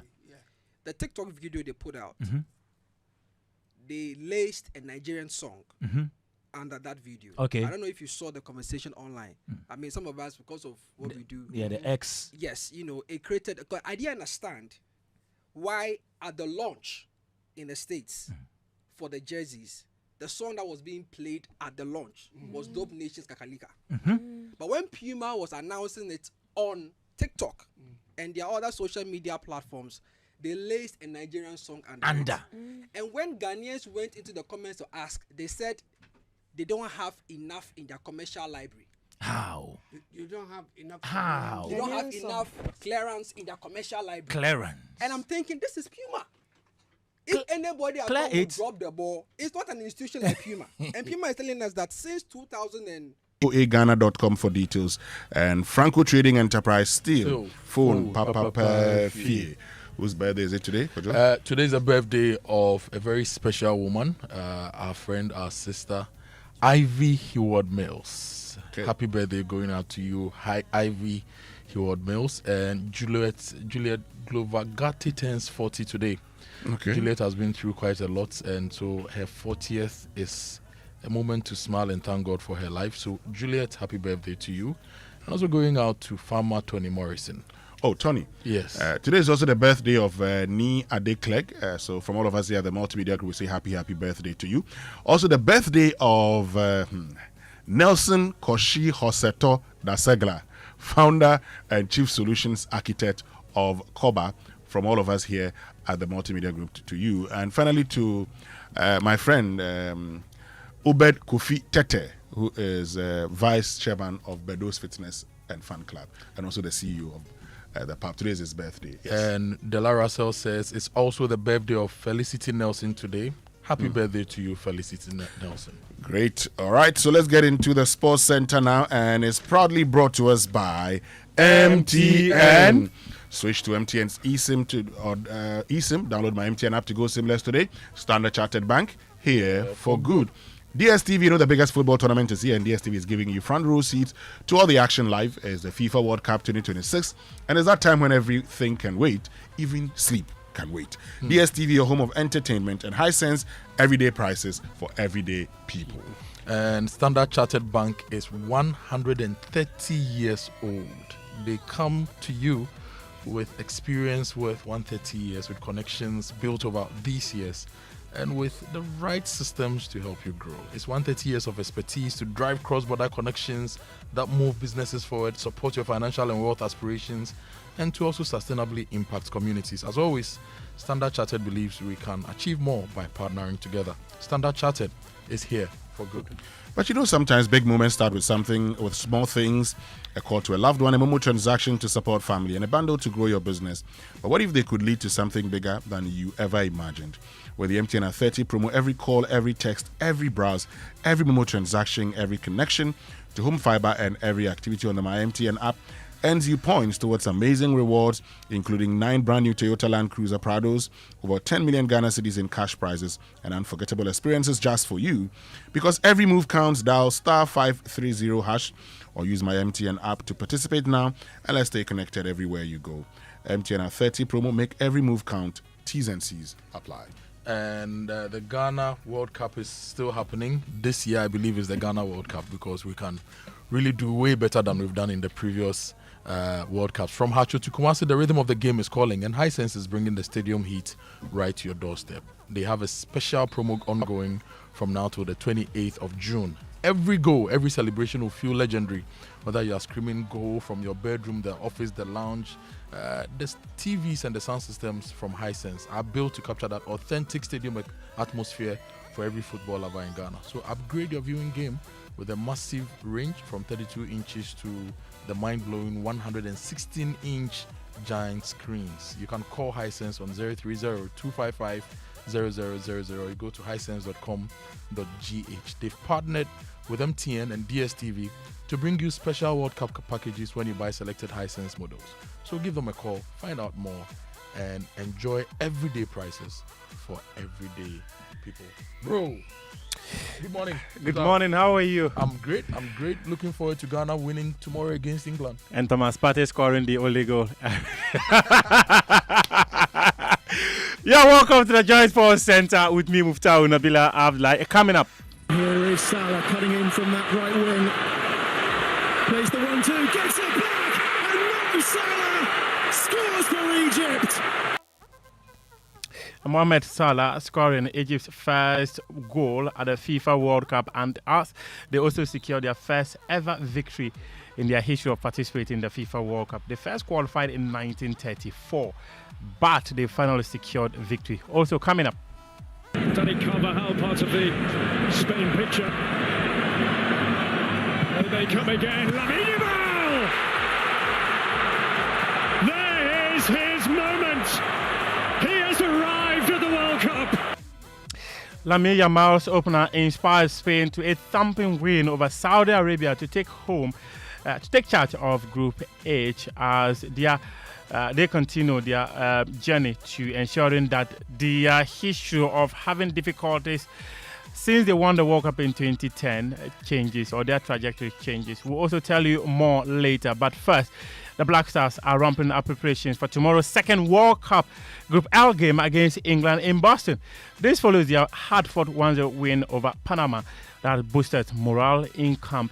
The team held 2 training sessions since that game, and Thomas Partey participated in all those sessions after missing the Panama game because of the Canadian entry denial. Discussions about the matter have since continued in the English quarters over avoiding handshakes with him when they face the Black Stars tomorrow. Defender Dan Burn was stopped from answering a question about Thomas Partey.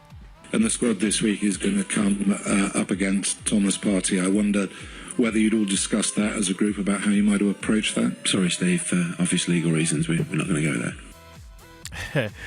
We're not going to go there. That is the English head of media stopping Dan Burn from answering questions in relation to Thomas Partey. Now, goalkeeper Lawrence Atizigi is also still in contention to be available for the England game after going off at halftime in the Panama game over a groin injury. He trained separately from the group over the past 2 days. But goalkeepers coach Daniel Gaspar says they are optimistic about his chances of being fit for tomorrow's game. We're extremely happy with his progress. It's day by day. Obviously, this is a medical issue. It's an issue also collaborated with head coach Carlos Queiroz. And so we'll take it session by session. But we're optimistic with his progress. And the decision will be made at the right time, at the right moment. But one thing for sure, we always stress that it's team above individual. So any decision that we make, it's in the best interest of the team. Black Stars coach's trainer, Black Stars goalkeeper's trainer, Daniel Gaspar there. Meanwhile, forward Brendan Thomas Asante, who assisted the winner against Panama, serves Ghana will play for victory against England. Of course, we all want to win the game, so we're going to do that. But I think we're going to do our best to do that, you know. But I think the way that what we can offer is just to give our best to try our best to have an excellent performance, to try our best to show our dedication and that we want to lay ourselves down for the nation and give everything. I think, you know, I was speaking to my friend as well and I was saying we love and we appreciate that everyone has so much hope in us achieving something. Brendan Thomas Asante speaking there. Asante's teammate is Baba Abdul Rahman. He also believes Ghana can come out with a victory against England. I mean, we have to win because every game here is playing. We are playing to win, so we have to win. But yeah, like I said in the beginning, we will find a way to overcome England. I will not say like they have to take us serious because it's a competition, and yeah, we are in the same competition as England. So we are also equally capable of overcoming England. Yeah. I still remember Amoah scoring that goal. And, yeah, it was lovely. You know, it's always a big game and a big deal for Ghanaians when we play against England. So it was lovely watching that game. Black Stars left back Bauerman speaking there. Another issue dominating discussions ahead of tomorrow's game is England's chaotic approach to set pieces, with many fearing Ghana may not be able to handle it. Now, one of England's set-piece sticks, Declan Rice, is promising fans they will make the most of dead ball situations. The first ever conversation I had, it was January 2024. I wasn't ever on corners or taking set pieces, but Nico and the manager at Arsenal see something in me that others didn't, and they said that I can put balls in areas from a dead ball that no one else can in the team at Arsenal other than Bukayo, really, from the in-swingers. And from that moment, I really just bought into that, believed in that, and as time's gone on, yeah, I feel like now every time I put down a ball for a set piece, whether it's a corner, you know, a wide free kick, I feel like I'm going to get an assist or make something happen that's dangerous. So I feel like that's a good mentality to have over set pieces, and England fans can be excited now. He can hit that dead ball, but he will be dead on arrival. Declan Rice is England and Arsenal midfielder. England's clash against Ghana tomorrow in Boston is at 8 p.m. and will be live on Joy Prime Television. There will also be live commentary on Joy 99.7 and Hits 103.9 FM. Away from the Black Stars, Cabo Verde put in another magnificent performance to hold Uruguay to a 2-2 draw in a dramatic Group H game last night, backing up their draw with Spain. They now have 2 points from 2 games and will next face Saudi Arabia. Inspired by Lamine Yamal, Spain strolled to a 4-0 win over Saudi Arabia to lead Group H with 4 points. Yamal scored the opener while Mikel Oyarzabal backed a brace. Elsewhere, 10-man Belgium were left frustrated after being held to a 0-0 draw by determined Iran in their Group G clash in Los Angeles on Sunday, failing to find a way past the stubborn Iranian defense. Belgium have 2 points, level with Iran, and both trail Egypt, who have 4 points. This was after Mohamed Salah inspired Egypt to their first ever World Cup win as they came from a goal down to beat New Zealand 3-1 with a brilliant second half display on Sunday. On Saturday, Brazil beat Haiti 3-0 for their first win in Group C and are level on 4 points with Morocco, who beat Scotland 1-0 earlier. Germany scored late to beat wasteful Cote d'Ivoire 2-1 to seal their place in the round of 32, while the Netherlands thumped Sweden 5-1. Tunisia is the first African country to be eliminated after another 4-0 loss to Japan. They have now conceded 9 goals in 2 games.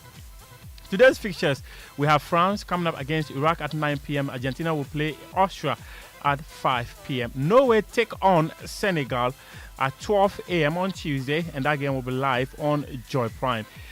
Jordan also take on Algeria at 3 a.m. These are the matches that will be happening. We also have commentary of some of these matches on Joy 99.7 FM. Winston Amoah is back on the seat.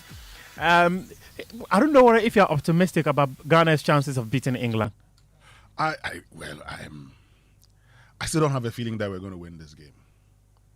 You know, I told you we're going to win against Panama. You did. Yes, I don't have that feeling, but I'll be happy if we win. I've told you about my support for the Black Stars. I start from we will lose until we win. So since you don't have a feeling about Ghana beating England, I bet you get a feeling on Tuesday night at 10 p.m. It's possible, football. Everything is possible in football, but the way I felt when we're playing Panama, I don't feel the same. Maybe tomorrow I'll have that feeling, but as it stands now, I think that England will beat Ghana. Well, I have a feeling. It is 90 minutes. The game is for 90 minutes. At 10 p.m. we'll have this conversation. Why not? We asked for life. But now it's time for Food for Thought, brought to us by Roverman Productions. Be the difference. Uncle, good morning. Cautious optimism, Anna. Yes. It's very, very important. I have a feeling that against England, no. But if we win, why not? I'll celebrate because of course. I am Ghanaian and I'd want to see the Black Stars do well. But until that time, I always maintain we will lose. That would be it. It would be a big win for us. And let's see what comes tomorrow. Sure. Thomas Partey maybe has a goal or assist in there if he starts. If he starts. Well, okay. All right. Now you are moving away from the cautious optimism. No, I'm saying that if he starts, yes. If he starts, he's going to perform some magic because he would want to teach England a lesson, based on all the things they've said about him. Well, as a Ghanaian, we all wish for the best for the team. And because Ghana, we need something to celebrate again. So let them give us something to celebrate tomorrow. Sure. Winston, this Friday is Love and Handcuffs at the National Theatre. So those who are waiting for it to happen, well, it is this weekend, starting from Friday and running right through to next weekend. Love and Handcuffs at the National Theatre. Please make your choice of buying a ticket and coming. It would be more than worth your time and your money. It will be an investment in your own joy and in your own life. Yesterday was Father's Day, and as I have done over the last 12 years or so, I spent the morning with one of my favorite young spiritual leaders in Ghana, Reverend Kojo Amoah, the resident pastor of ICGC Zoe Temple in Tema. Okay. Reverend Amoah and his wife, Josephine, have made me a part of their lives, and it is my honor and joy to be a friend and father figure to them. Now, because going to minister at Zoe Temple on Father's Day has become a consistent feature on my calendar, a number of my adopted children make it a point to join me at the service. They come from all over Accra to Zoe Temple in Tema just to be with me on Father's Day. And yesterday was no exception. The rain did not keep them away. This morning, I want to share the gist of my sermon at Zoe Temple with you because it fits in perfectly with my goal this month of celebrating the joys and tribulations of being a man. I preached on the cost of sex for men. This is a topic that has engaged my thoughts for over 2 years now. Let me give you a background to the topic. Okay. Men generally operate as if there is no cost to sex. For most men, sex is only for pleasure. That it could result in pregnancy and the birth of a child is often an unintended consequence for the average man. That is why some married men are often surprised and even distressed when their wives tell them that they have taken seed. The truth is that the average man does not expect to be saddled with pregnancy from sex, because to him it is for pleasure, and most men cannot get enough of it. That sex, and I am talking about sex outside the safe confines of a committed relationship, that sex has a cost comes as a shock to many men. Most are completely oblivious of the cost of sex to them. And because the average man has no idea that there is a cost to sex, he does not even consider controlling his sexual desires. To the average man, you are a fool if you are presented with an opportunity to have sex with a girl and you do not take advantage of it. It does not make sense to the average man. And yet we all know of men whose reputations are destroyed because of sex. We know of careers that have been ended because a man did not control his sexual desire when he needed to. But the loss of face and reputation from sex for men comes nowhere near the real price a man pays for sex outside the safe confines of a committed relationship. 1 Corinthians chapter 6 verse 18 says, quote, "Flee from sexual immorality. All other sins a person commits are outside the body, but whoever sins sexually sins against their own body." End of quote. Most men think that sex is what you do to or with a girl, but the Bible is telling us that sex outside the safe confines of a committed relationship is what you do against your own body. You are the one who pays the price for sexual sin. That is how serious sexual sin is. It is a sin against your own body. But there is more to the cost of sex for a man. Take the case of Joseph in the Bible. Joseph's fear of God saved him from the price of having sex with Mrs. Potiphar. Yes, it is true that he went to prison for his refusal to have sex with a woman, who then framed him up. But the truth is that if Joseph had gone ahead to satisfy the woman sexually, he would have missed his destiny completely. He would not have met the officials of Pharaoh in prison, because he would not have gone to prison. And these officials would not have known of his ability to interpret dreams. And one of them would not have been able to tell Pharaoh about him when Pharaoh needed his dream interpreted. Pharaoh would therefore not have had any reason to order his release from prison to interpret his dreams. And if none of these had happened, Joseph would not have become the second in command in Egypt, and he would not have been in the position to save the then known world from famine. And his dream of having his family bow to him would not have happened. And all that because he had sex with his master's wife. But my favorite biblical passage on the cost of sex to a man can be found in Genesis chapter 20. In this passage, Abraham relocates to Gerar in the land of the Philistines, where Abimelech was king. Abraham, for fear of his life on account of his beautiful wife Sarah, pleads with her to allow him to introduce her as his sister.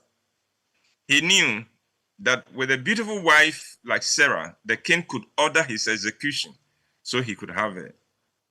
And true to Abraham's fears, the beauty of Sarah causes a stir in Gerar. And when he introduced her as his sister, the king promptly asked for her to be brought to his palace. He intended to sleep with her. And then God appeared to the king and tells him, "You are a dead man. The woman is married, and you are in trouble."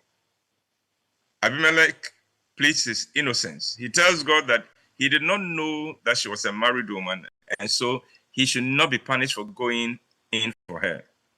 Besides, Abimelech says, I have not even touched her yet. God says, I know you did this with a clear conscience. That is why I have kept you from touching her. But now, return her to her husband and ask him to pray for you for healing. Note,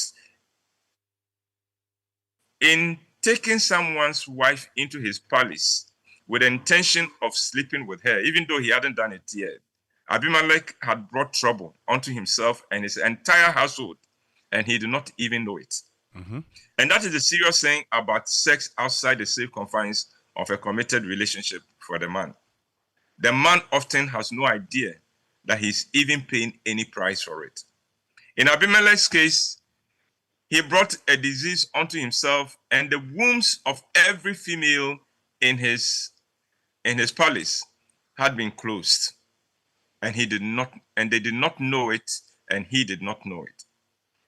And this was a man who had not even done the thing yet. Just intending to do it had brought he and his household trouble. Why?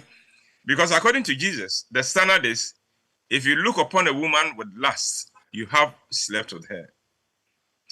I'm sure that if men knew that outside the safe confines of a committed relationship, every sexual encounter comes at a cost, most men will find a resolve to avoid it. And that is why I am doing this presentation this morning. Too many men are bringing trouble and misfortune upon themselves because of sex outside the safe confines of a committed relationship, and they have no idea of the price they are paying. And so, whenever a sexual opportunity presents itself, most men don't hesitate to take advantage of it. Well, it is said that when you know better, you do better. And I hope that there is a man listening to me this morning for whom this presentation will be a wake-up call. To the wise, a word is enough. I hope it still is. And Winston, that's my presentation this morning. Great presentation. I like the Abimelech story, because once he thought it, yes, the intention alone was enough to give him punishment.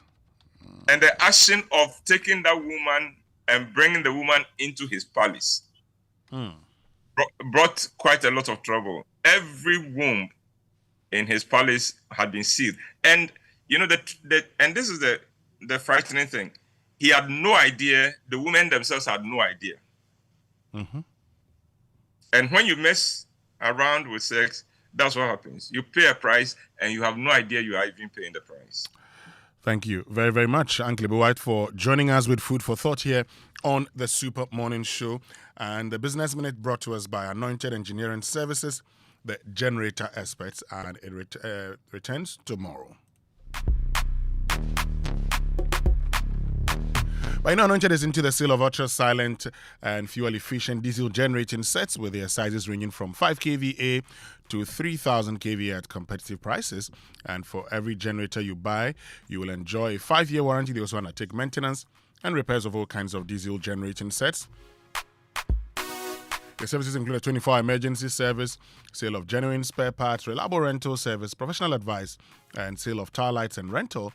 Locate their East Legon branch at 26 Boundary Road, Legon, close to AH Hotel, and head office at number 77 Anointed House on the main Odoko Malam Highway near the Odoko traffic light. They also have 21 branches nationwide, and they are into skill training. They have a training school that trains students in generators and plants, auto mechanics, electricals, and controls, as well as solar installations, offering 80% hands-on training and 20% theory. Call them on 0243 480 334 or 0246 423534. Anointed, the generator experts.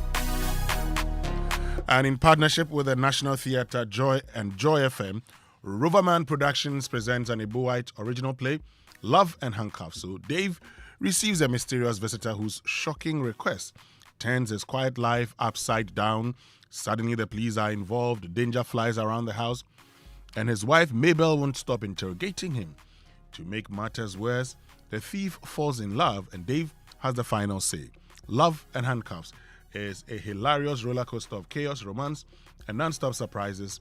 Love and Handcuffs shows on the 26th, 27th, and 28th of June, and then on the 3rd, 4th, and 5th of July at the National Theatre. Rate is 300 cedis per show for individuals and 500 cedis per show for couples, and 225 for holders of the Roverman loyalty cards. Tickets are available via the Rover app. Koba short code *365*535#. Wakana offices on the Boundary Road and in American House, as well as Opebia House. And then at Roverman's usual outlets at Joy FM, Front Desk, Shell Shops at Airport, Tema Community 11, and Dansuman. And then at the Bachona Total Shop. For inquiries and large orders, call 0505 546 010 or WhatsApp 0505 546 030. Sponsors: Wakana Apotica, Koba, Communications Partners, M-Notify, and Logistics Movers. Roverman Productions, be the difference. Let's get interactive this morning here on the Super Morning Show. Social media messages brought to us by EcoBank, the Pan-African Bank, and number 10 Liver Salt, a refreshing relief, and then Cowbell Coffee with you every moment. So, look, do you know how money really moves in Ghana? Well, at EcoBank, we know it doesn't move only on payday. It moves every day, connecting Ghanaians with their families, communities, and businesses. It's airtime sent to a sister, transport money for dad, support for a cousin's education, contribution towards a family funeral, and a helping hand when it matters most. In Ghana, money is more than a transaction. It is people supporting people, families helping families, and communities moving forward together. And that's why EcoBank, a bank built for the way Ghanaians and Africans move money. With one seamless banking experience across 34 African countries, EcoBank digital platforms connect people, businesses, and opportunities in Ghana and across the continent. Pay bills, transfer money, access ATM services, and manage your finances anytime and anywhere with the EcoBank mobile app, USSD *770#, EcoBank online, and EcoBank ATMs nationwide. EcoBank, the Pan-African Bank. But of course, this morning on Big Stories, brought to us by Telecel, Connecting Energies, and Cowbell Coffee with you every moment. Our focus is on the ban on these graduation ceremonies by, SHS, and in fact by all basic and secondary schools in the country. Now, Kojo, Timothy Goba sent me this message for you, okay? Let me just share it for you. It says that, is it only in graduation with fanfare that one can take pictures for future references? I went to middle school and secondary school. No graduation, but a lot of photographs to show. Yeah. That's a point to be made. But my point is, there are a lot of rites of passage, from birth, naming, previously puberty rites, marriage, death, in the career trajectory as well, education, different levels, and I don't think if graduation events are organized right without a lot of financial burdens on parents and students, I really do think it will add on to this expectation. Now let me make this point. When I saw some of the videos of the parents dashing cars and people condemning the act, a part of me felt I wished I had a parent like that. A part of me felt I wish I had a parent like that when I was going to senior high school. This is why. When we were going to senior high school, Kumasi High School, first year I was a day student, right? We would get to the Bomsu Gate and beg for lifts to school. And oftentimes, we were late to school because your option was to take a taxi from Bomsu Gate to Jinyasi. And the taxis were quite expensive. So we'll stand by the roadside and beg for lifts to school.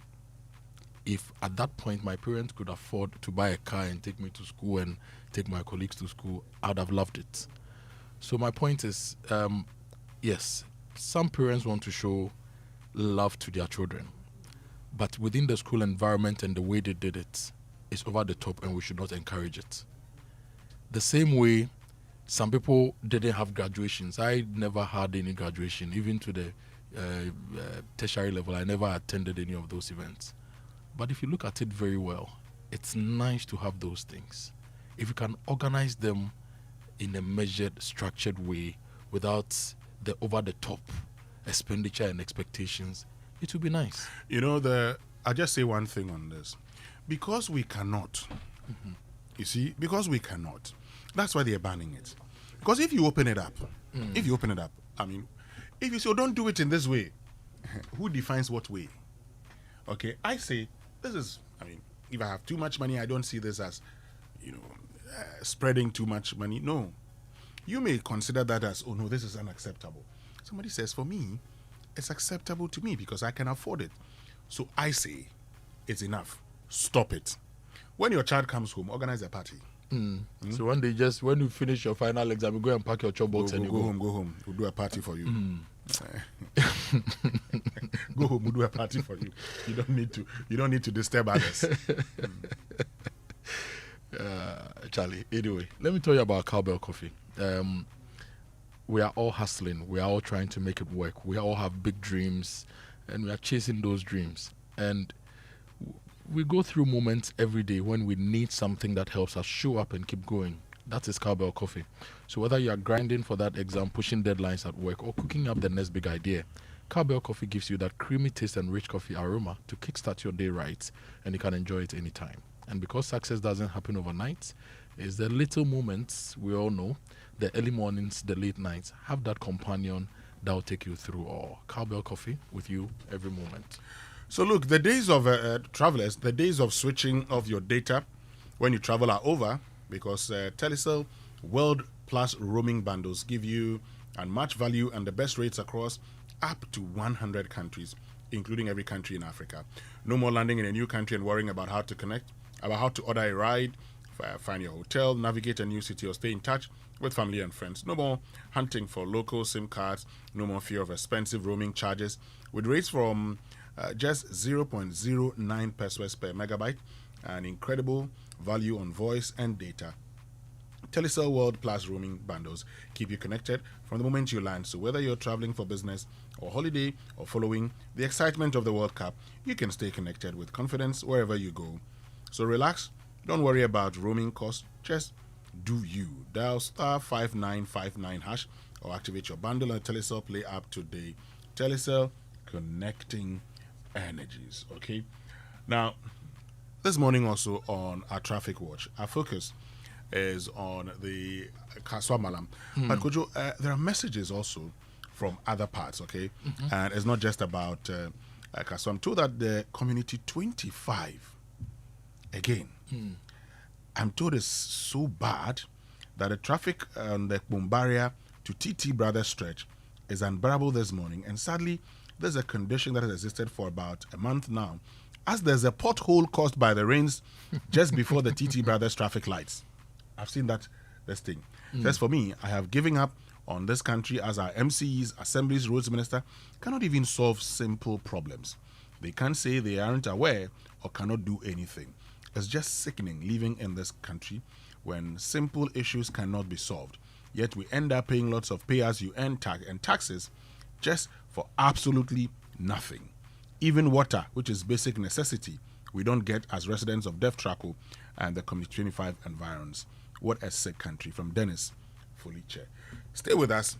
When we return after these messages here on the Super Morning Show, we'll also be speaking to the Education Ministry and GES on the ban on these celebrations. We'll be right back.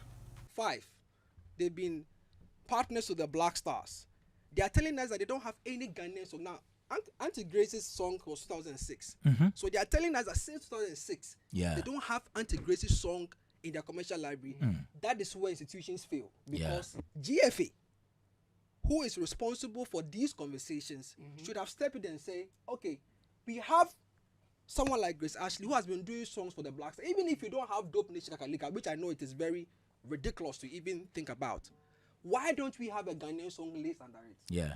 So you notice that the systemic failure has gone way back into 20-25 years. And we are still seeing the reeks of it in the person like Grace Ashley.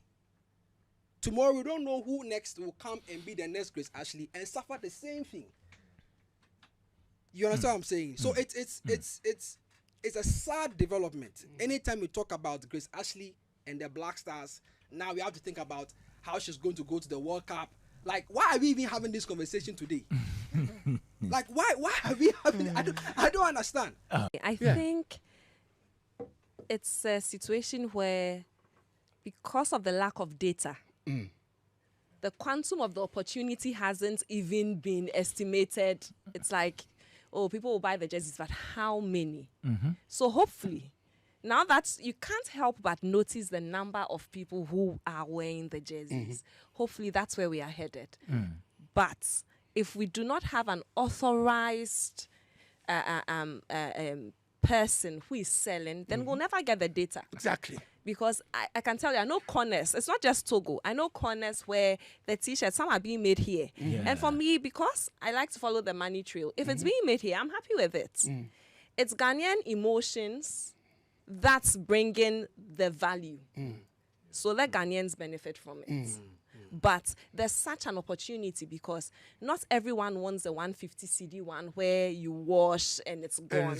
Someone wants to pay 400 CDs. But does he know where to get one? There's no licensed, authorized reseller. That is my problem. Reseller is down the line. Let's talk production. Ghana has factories here producing for big brands. Right.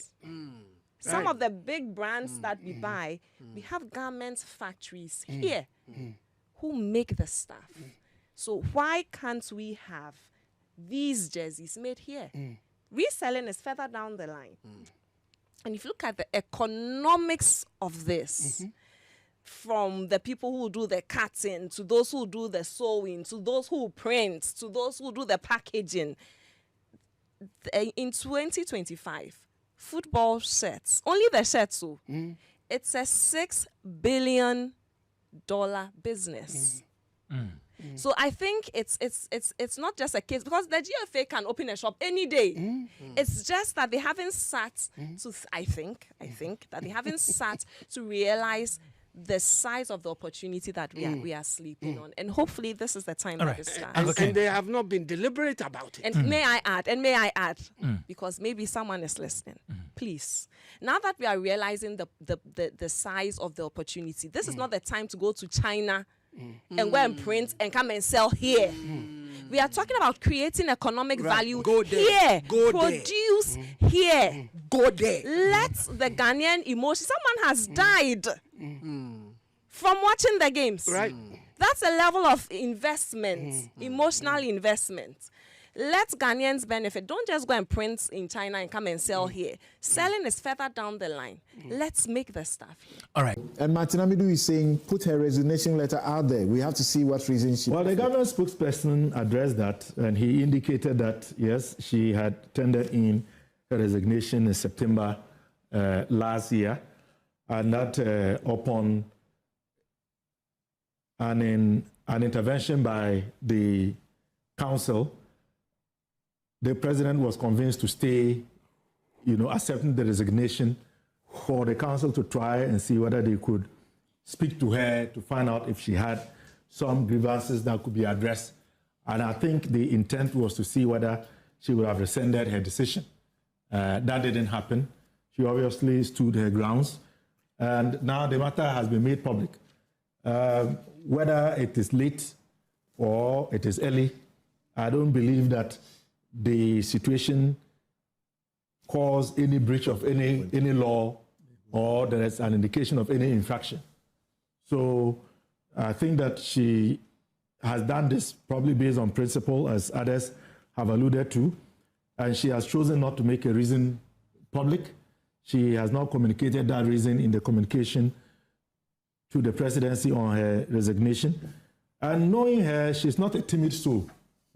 If she wants us to know why she resigned, she will say it. And I think that it is her prerogative to decide whether she wants to share with us why she resigned and why she didn't resign. But from what we all know, she is a woman who speaks her mind, and as I said, she's not. You know, Kojo, before the break, I was telling you about the boom barrier to TT Brothers Junction and the traffic there caused by potholes. And those potholes at TT Junction have been there for a very long time. Let's get to that stretch, okay? And Kofi is on the road to help us understand the challenges they're faced with on that road. Good morning, sir, and thank you very much for joining us. So tell us the situation where you are currently. Yeah, good morning. I just completed the phone runabout, from the phone runabout to the motorway. I just joined the motorway. Okay. I've been on that stretch for close to 2 hours. And it's a simple thing.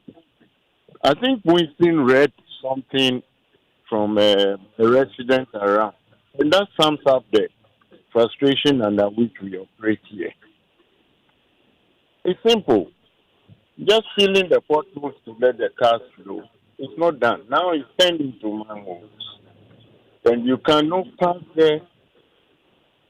I mean, you just go by about 5 kilometers per hour before. So just imagine what will happen to the rest of the cars coming. Before you enter the almighty motorway. As for the police, the least said about them, the better.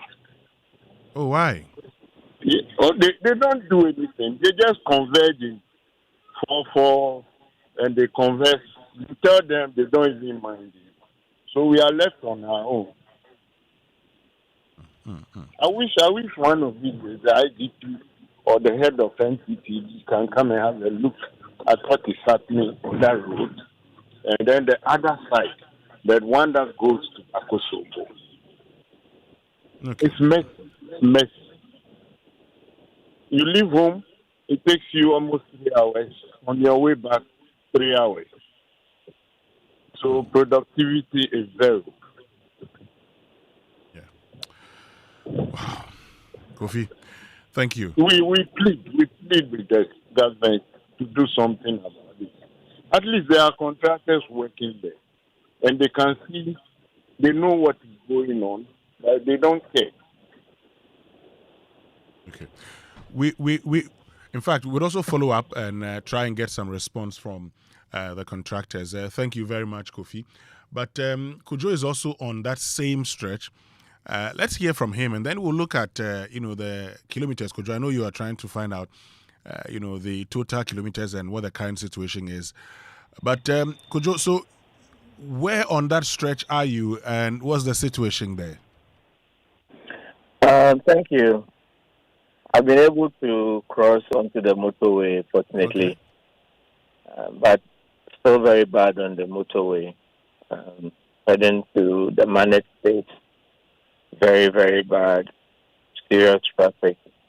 But just to add to what the previous caller spoke about, the situation on the W25, the Wenya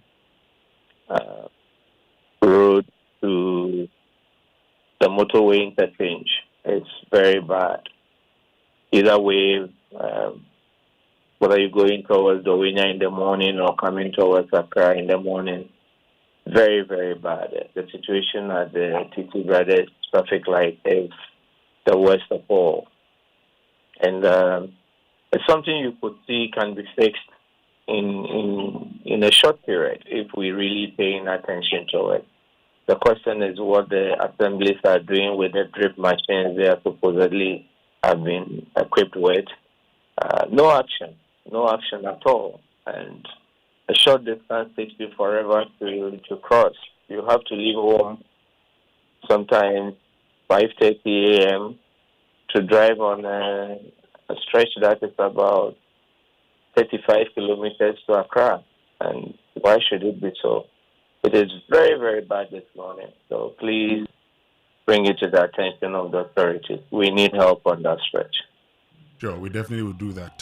Thank you very much, Kojo, for joining us. So, Akoto Boateng, that's the situation on the,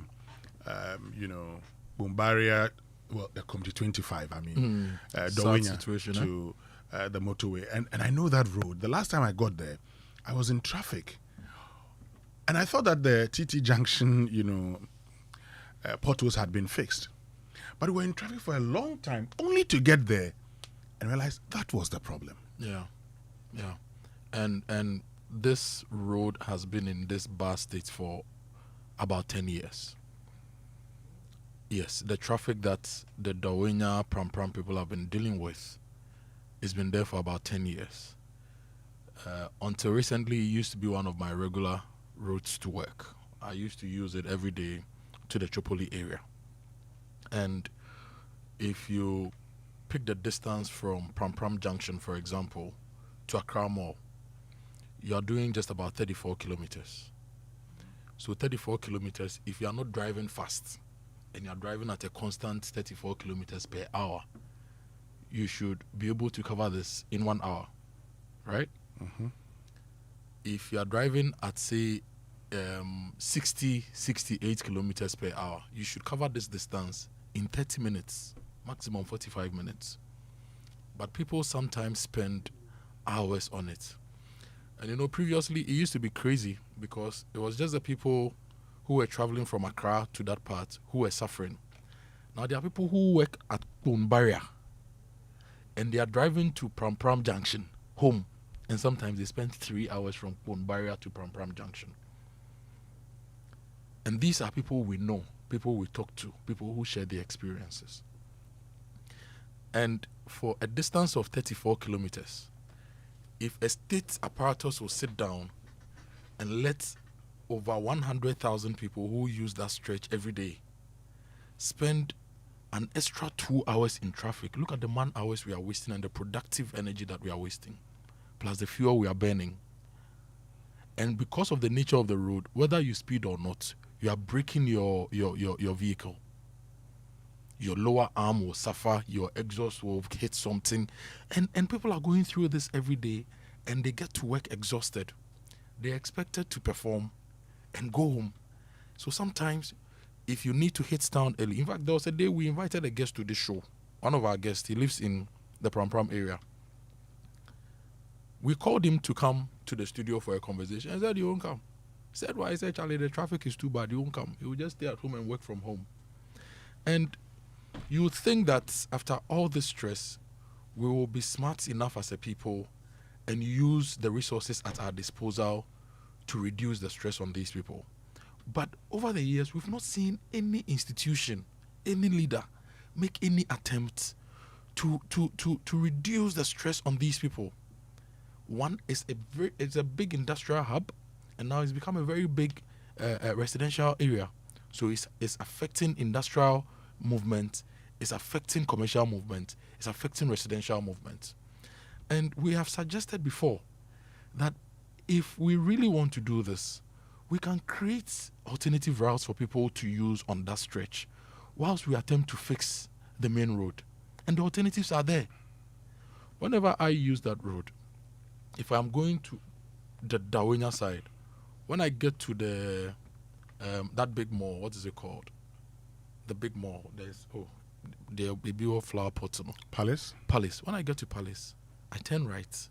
I use that bad road, use some lungu behind, and you realize that those roads, all it needs is a day's work of a grader and a day's work of a compactor.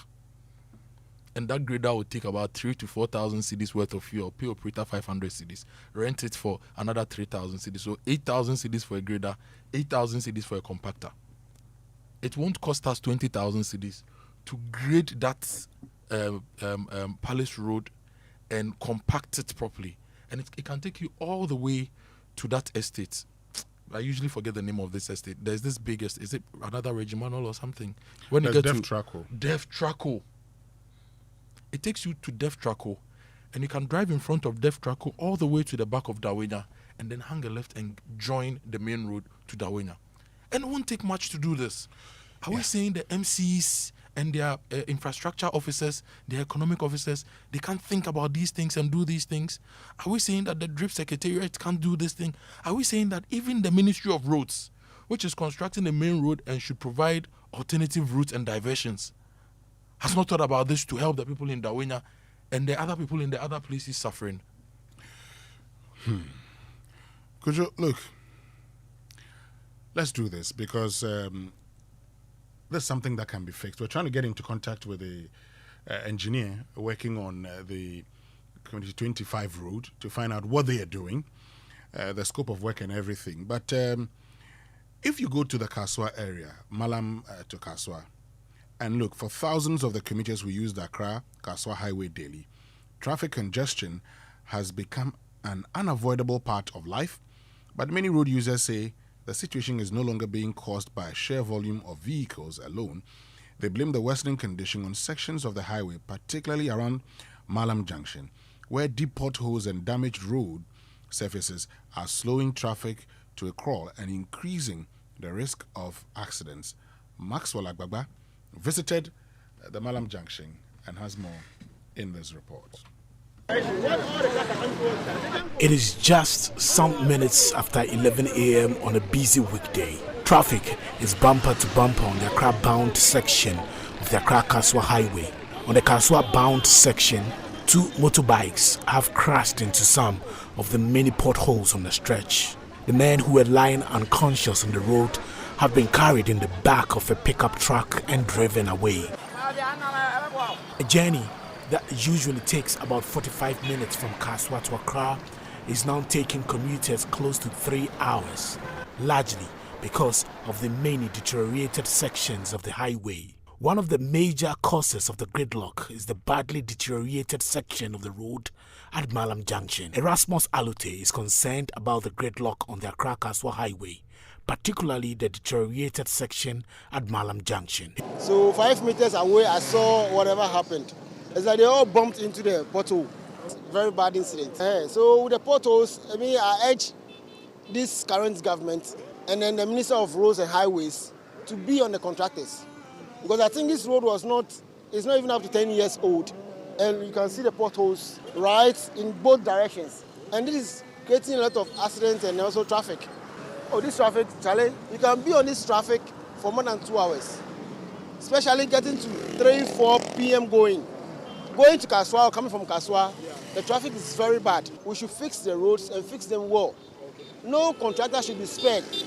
Every contractor giving Ghana's money, taxpayers' money, should make sure you do the work and do it well. It is not only the deteriorated section at Malam Junction that is creating traffic on the Accra-Kaswa highway. The Atala SCC section is often flooded whenever it rains, while heavy siltation frequently renders portions of the road difficult to use, creating further congestion. Louis Boateng frequents this road because his business is located here at Malam Junction. He says the traffic situation caused by the poor state of the road is unbearable and must be addressed immediately. It's very hectic over here, especially in the morning when it rains. Because of these potholes, the cars over here cannot come. So at times they have to direct some of the cars to come and pass here. And it has been causing a lot of accidents over here. Even just this morning, we saw 2 motorbikes just in the fatal accident. I have to pick them to the hospital because of these potholes. So I don't even understand why our leaders wait till something happens before they will react. Causing accidents and traffic, people cannot get to work. So people can be sacked because of this. So we are pleading. The MC always passing here. But I don't know why. I don't know. This is Ghana for you. Ibrahim Masawudu is also alarmed by the situation. Because of these potholes and other side potholes, this accident has happened several times around here. And we don't know how to do it. If you talk, they will not say anything. You see? So this is our biggest problem at Malam Junction here. Yeah, it has happened several times. This is not the first time it has happened. It is causing very traffic from Tetegu to here. Always traffic because of the potholes, because of these potholes. And they are always around. They see, not that they don't see, they see it, but they don't want to face it for us. So please talk to the elders for them to, work on it for us.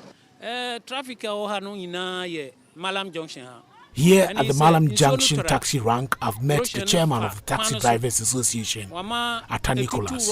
He says drivers are deeply concerned about the state of the road and the increasing cost of vehicle repairs. He's calling for urgent intervention.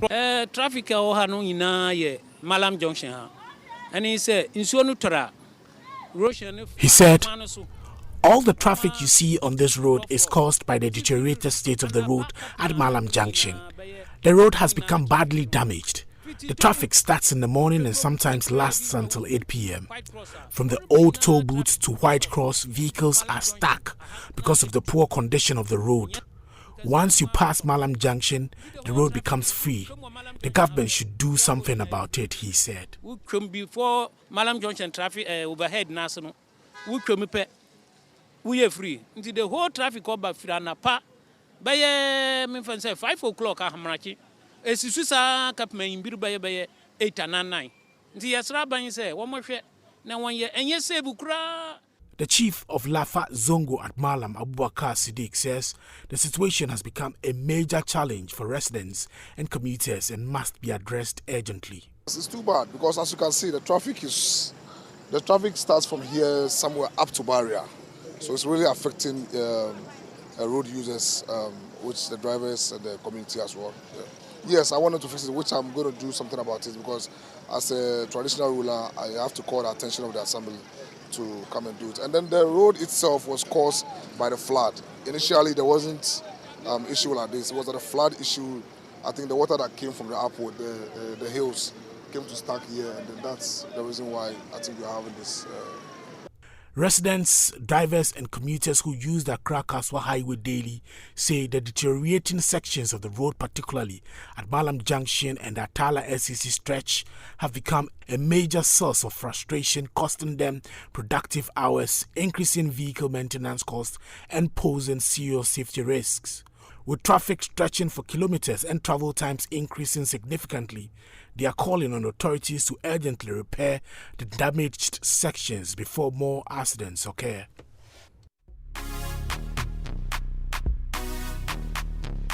Okay, so that's the situation, and that's Maxwell Agbagbe's report on the Kaswa Accra Road, particularly up to Malam Junction. Kojo, when we return after these messages, we're going to be speaking to the project engineer on the Tema Runabout to Pram Pram Junction Road here on the Super Morning Show. So stay with us. We'll be right back after these messages and we'll get answers to all your questions. But in the meantime, you can also join us with the traffic situation wherever you find yourself. Use the hashtag TrafficWatch on X. You can also send us a message on WhatsApp 055-1111-997. We'll be right back. We cannot guess or proffer or try to, if you like, decipher and find out why she decided to resign. Madame Sophia Akufo is one of the most principled persons in our whole judicial sector today. She's principled and she's disciplined. Okay, she was appointed by Nana Akufo-Addo. Okay, and even related to him and Ken Oforiatta, she got up out of her comfort and picketed at the Ministry of Finance on principle that what was going on was wrong. The biggest statement that the group could ever have. You don't do that. And it wasn't because she was hungry. It's principle. All right? When Jesse Tokono was put under siege, she provided the strongest defense and said, we all did this because that is what was the norm. She couldn't have done that out of criminal intent. And even if she did that, it doesn't rise to the point of removing a Chief Justice. So beyond the public commentary, yes, she went, as we understand, to the probe and provided testimony for her, just like other Chief Justices who went in there. And she did so having been appointed by the government that was trying to drive Justice Tokono away. An appointment which my senior here is saying she was skipped, as in a favor was done her. That tells you about the principle of the woman. Okay? Then, note something. The resignation happened around September. Around the time she went and complained about Justice Tokono, that was around September. Correct. So you see the principle there? She will not be part of what she complains against. And so she resigned her job. Discipline also because even though she resigned, and like you've heard, she's not a timorous soul. Okay? It wasn't accepted. But she maintained the silence, the discipline of silence. And we didn't know about it. She wasn't jumping up and down. And she clearly was upset. Okay, when I grow up, I want to be like Sophia Akufo. Sharp. You want your girls to be like absolutely. So see, if you look at the composition, of the Council of State, it's 100% partisan. Just look at the composition. 89 to 1. A, Roman numeral 1 to the end, up to 89-6. It's all partisan. So you will not feel free. You will not have an independent mind. And maybe, presumably, that might have orchestrated, the self-removal, if I may say so, for a leadership, Georgina Wood. This is a place that you go, you cannot speak your mind. What is this, body that you can't exercise, your freedom of speech, freedom of choice, freedom of this. And therefore, people will find it, very difficult, and comfortable. People will not be comfortable, from what I'm saying. Yes, maybe we need to amend, so that we bring in all shades of opinion. We've reached a stage where any person, who finds himself or herself on opposite sides will leave, because we are in a country where is a person amongst us. Then find a way of hounding him out, or the membership, or the Council of State, or for that reason, entity at all. And that's unfortunate and regrettable. With the former Chief Justice, she belongs to a Council of State established under Article 89 of our Constitution. And we have always said, some of us, in fact, we even sent a proposal to the Constitutional Review Committee that the Council of State is supposed to be an advisory body. But then, apart from the former Chief Justice and former Chief of Defense Staff, a former IGP, and the President of the National House of Chiefs, all the other members are most probably partisan, because 11 of them are directly appointed by the President. Then there are supposed to be representatives from each region, and these representatives are nominated by an electoral college. And the electoral college is made up of 2 representatives from each district assembly in that region. Now, the district assemblies, the MMDCs, are also government appointees. So naturally, an electoral college will have that, membership. So it's heavily partisan. So when you go there and you want to be independent-minded and advise the president accordingly, I'm sure it will be very difficult, because there are more people there with parties' loyalty to the president than not. In some past constitutions, I remember the opposition leaders in Ghana, and the main opposition leader was a member of the Council of State. So during the constitutional review process, if we can have a look at Article 89 of our Constitution and make our Council of State more non-partisan, get in some leaders of the opposition and some other independent bodies, Christian Council, Muslim Association, and other stakeholders, that will help. And it will also be of benefit to the president, so that he will have more independent, objective advice than, from just... We promised we're going to be speaking to the engineer on the Tema Runabout to Pram Pram Junction Road. And this one we've been joined by Isaac Owusu-Debra, who's site engineer for BHM Construction Limited, UK, and they are the contractors working on the Tema Plough stretch. Isaac Owusu-Debra, good morning, and thank you very much for joining us. Good morning. Great. Just by way of setting the tone, so from Tema Runabout to Pram Pram Junction, that's the road you're working on? Yes, currently we are working on the tranche 1, that is phase 1 of the project, and then we have First Sky Construction also working on the tranche 2. Okay, so when you say you're working on the tranche 1, which is that part? Because today, the complaint by users of that road is that there's a huge traffic, particularly from Bombaria to TT Brothers Junction. And that traffic is caused by just potholes at TT Junction, and they spend hours in there. What are you doing about that, Isaac Owusu-Debra? First of all, before I speak to it, I need to apologize to all the commuters and then all the road users on that corridor. It's quite unfortunate. And then this traffic, we are working on the service lanes. Let me just be clear on that. The service lanes on both sides, the left and the right-hand side. So that's the tranche one. And then also the portals that we are talking about is just a single major defect on the main carriageway in between the free zone and then the TC Brothers traffic lights. So we intended working on it over the weekend, but because of the rains, we were not able to work on it. And then we've been working on it all the time. We are doing maintenance and the routine, monitoring of the situation and all that all the time. So apparently, it's unfortunate that because of the rain, the situation has worsened. And we have plans on working on it today when at least traffic in the morning comes down a bit. We'll work on it and make sure that the road is back to normal and then the traffic situation will improve. Isaac Owusu-Debra, now this pothole is something that has been there for some time now. Are you saying you can't do that in the night? Because really, during the day, there's a lot of traffic on it. Can't you do it in the night? Yeah, so we've been maintaining the road in the night. On most occasions, we are doing that.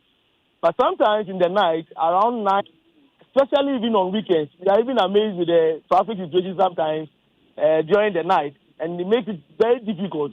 But sometimes within around 10, 11 thereabouts, when all workers have plied the road during that moment or that period, the road becomes a bit free for us to quickly do our routine maintenance on the road. So currently we are monitoring the situation, and then First Sky and ourselves, VHM, will have that responsibility of handling those maintenance works. Actually, VHM's responsibility is to work on the detours on the various bridge areas from Kumbaria, Savannah, Pram Junction, and that of Afenya Junction. So at the moment, we are all collaborating as the main contractors on the road to make sure that almost all the maintenance work that we have to do is done and done well.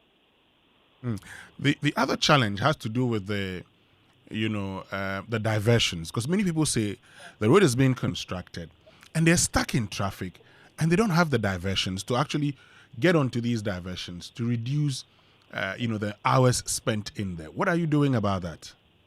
Okay, so if I have to speak to that, I think the main detours around the bridges where we are working are very motorable.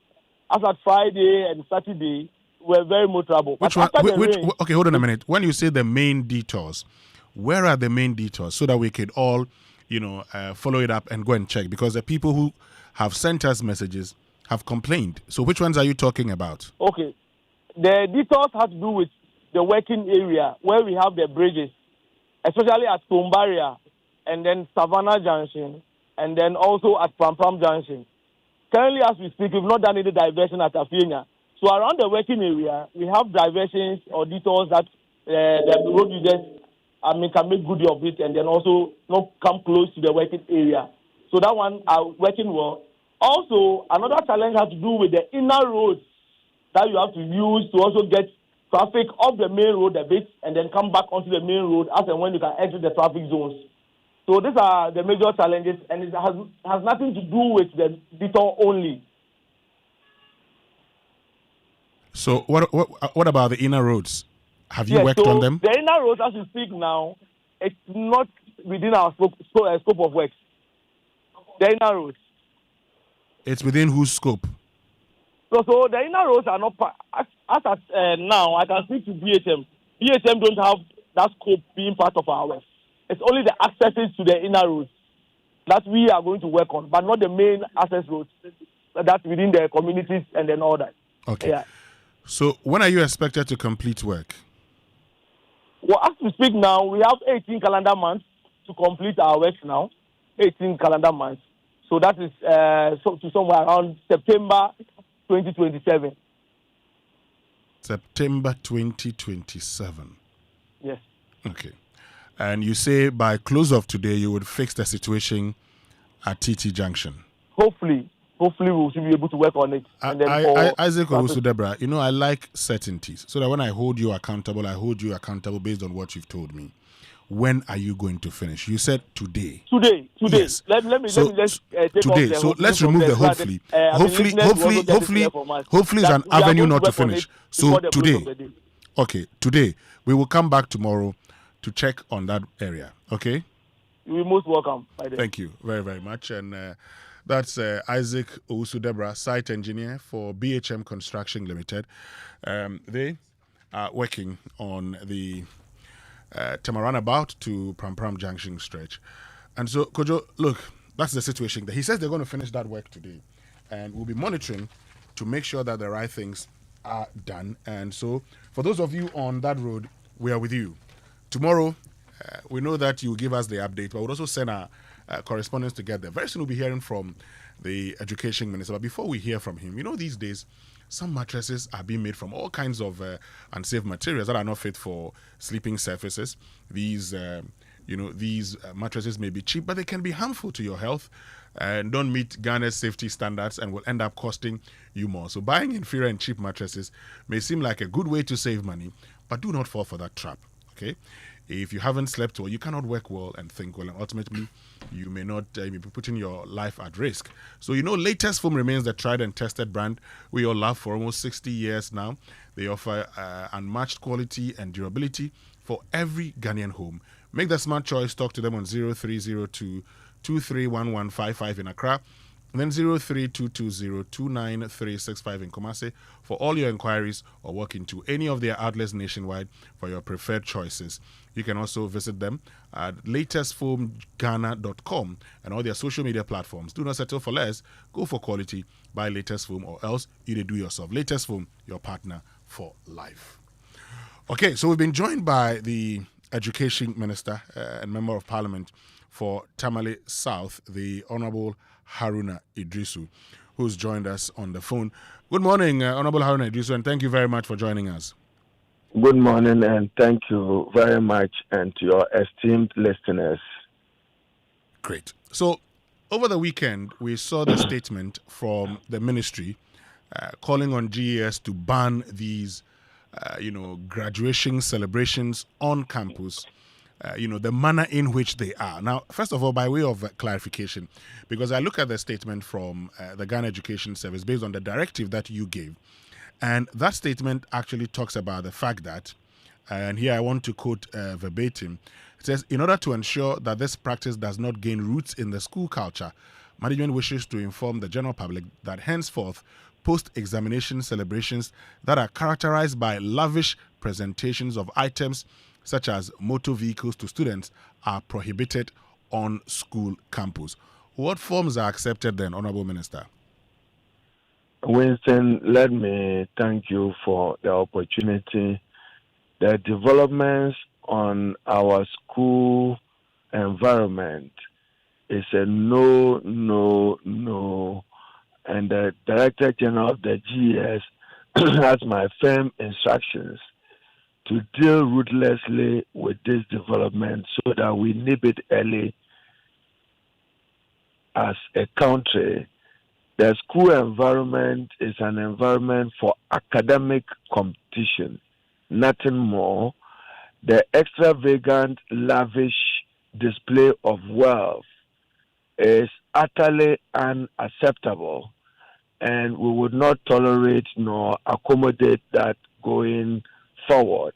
But these developments were not known prior to the Director General of GES and to the Ministry of Education. We have accordingly asked that no institution should proceed with those ceremonies without clearance from the Director General of the GES. I have asked the School Inspectorate Directorate to up their action on this matter. And Winston, let's take this matter much more seriously. The school is not just an environment where you acquire literacy and numeracy, but character is essential. And to produce responsible citizens, it is a very dangerous precedent to train our young people to want to inspire to wealth and the characteristics of wealth that will be a distraction for our country's future, I do not find the developments acceptable. We will have a meeting later this afternoon. I'm in the constituency. As soon as I get back to Accra, we will have a crisis meeting over the matter. But talking about this matter, and again, I see the statement, heads of schools who allow this practice on their campus will be sanctioned. Someone sent me a message this morning asking, okay, is it just for the public schools or this directive covers all schools in Ghana? It covers all schools in Ghana. It covers all schools in Ghana. We cannot allow this culture to be part of the development of Ghanaian learners. It's a simple no, Winston. Somebody would argue that, oh, my child has finished school. I just want to encourage him or her to work hard going forward. You can do that at home. You don't need to do that in school. You don't need to do that in school. That's why parenting is a shared responsibility between the home and the school, and with respect between the parent, the significant others, and the teacher. They share the two environments together. As for learning environment, it must remain safe, secured, and dignified. All right. We'll wait for the crisis meeting, and we'll come back to you for updates on that. Thank you very, very much, and we wish you a safe journey back to Accra. All right. Thank you. So that's the Honourable Education Minister, Haruna Iddrisu, also Member of Parliament for Tamale South. And Kojo, before we continue, this one is, I just got a message from my people around Abokubi Terman. They say, as you are talking about roads, if you don't talk to the contractor on the Pantai Abokubi Road, who has been sleeping since February, and Terman Abokubi Road, I will prevent you from entering the estate today. Minister said he has an announcement. Okay, I'm told the minister says he has an announcement to make. Hello, yes. Yeah, the last word. Yes. Before the end of July this year, we will convene a major national conference on stemming the growing indiscipline in our senior high schools across the country. Is the determination of the choice of venue, either Sunyani or Kumasi. So we assemble as a country to respond to the growing threat and unacceptable behavior emerging on our school campuses across the country. We intend to bring together civil society, academia, the church, the Muslim community, parents, and then educationists to give us a roadmap how to deal with it and to identify the root causes of it, and then we would deal decisively with it. All right. Thank you very, very much, the Honourable Haruna Iddrisu. Kojo, there you have it. It says do it at home. Nobody's stopping you. But competition on school on the school compound is academic competition, not a competition over wealth. Does that settle it for you? Well, we need sanity. And the minister has issued an instruction to both public and private schools. I hope we all learn lessons from this. Okay. I hope we all learn lessons from this. Now, if you receive a message and the person says it's an urgent email or message about your bank account, be very, very careful, because fraudsters create fake websites that look exactly like your bank's. Sometimes they have the same logo, same color, same design. They may send you a link asking you to verify your details or risk losing access to your account. Once you enter your information, they take control of your account. So before you click, check the link carefully. Some fake links may appear like they are original, they are correct from the source at first glance, but they contain slight differences, such as extra letters, missing letters, or numbers replacing words. Others may use long, confusing web addresses or shortened links that hide the real websites. So never click on suspicious links. Instead, quickly visit your bank's official website for information or contact the bank directly using its official phone number. Shine your eye, spot the fraud, stop the fraud. And this is a message brought to you by the Ghana Association of Banks. So welcome to the future of mobility in Ghana. Well, at Drive EVGH, we're not just selling electric cars. We're launching a movement, all electric, all style, zero fuel, zero noise. Cut your transport costs by up to 70%. That's right. No more oil changes, engine repairs, or long queues at gas stations. Drive now, pay later, no deposit, no excuses. Thanks to amazing bank partners, you get instant approval, great interest rates, and super flexible terms. One that luxury electric vehicle is yours today, and when it's time to recharge, we've got you covered with X-Charge EV, our blazing fast smart charging network, fully self-serve, app-enabled, and growing fast across Ghana. So whether you're a smart driver, forward-thinking business, or someone chasing sustainability goals and SDG success, this is your moment. So, are you ready to ride the revolution? Drive EVGH, Ghana's #1 electric car company. Visit our showroom at Burma Hill on the Mahama Road. For inquiries, call 0596 513 056 or 0554 136410. Drive EVGH, drive into a sustainable future. And Melcom is doing something amazing. From now to the 19th of July 2026, every purchase of 800 Ghana cedis or more gives you the chance to score big every week. You can win amazing prizes, including 3 cars, 5 giant 98-inch televisions, 4 Samsung Galaxy Fold 7 smartphones, 4 Akai SBS refrigerators, 10 LG soundbars, plus 40,000 Ghana cedis worth of Melcom gift vouchers. You shop, you score, you win. So whether you are buying groceries, electronics, appliances, furniture, fashion, or household essentials, every qualifying purchase brings you closer to victory. So visit any Melcom store nationwide today. Spend 800 Ghana cedis or more and enter the draw. And because at Melcom, every deal is a go. And Melcom, we all know that's where Ghana shops. Great. And coming up on our agribusiness conversation this morning, brought to us by the Ghana Community Exchange, GCX, powering Africa's commodity market. Kojo, our focus is actually on creating that market that we all need for our products. And so this morning here on the Super Morning Show, as part of our agribusiness conversation, we're trying to find out how we can create a market that would help sell the products, okay? Because the farmers would engage in all the hard working, but sometimes you get to watch your tomatoes, rot because you can't find a buyer. And it's the face of many ambitious Ghanaians living, in our farms.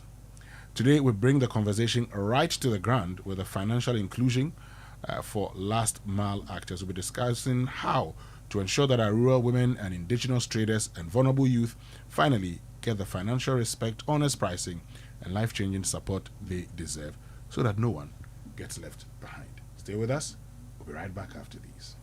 Because sometimes the party people may not see things differently. They'll see it just as the president does. So that's something we should consider. And probably that is one reason why the former Chief Justice probably have no clue, decided that enough. I can't give advice and then it will be subsumed in partisanship considerations.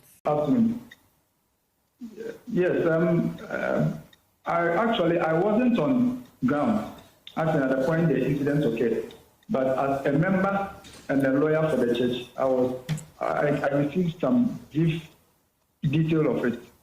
So maybe as far as I can share the briefing I got.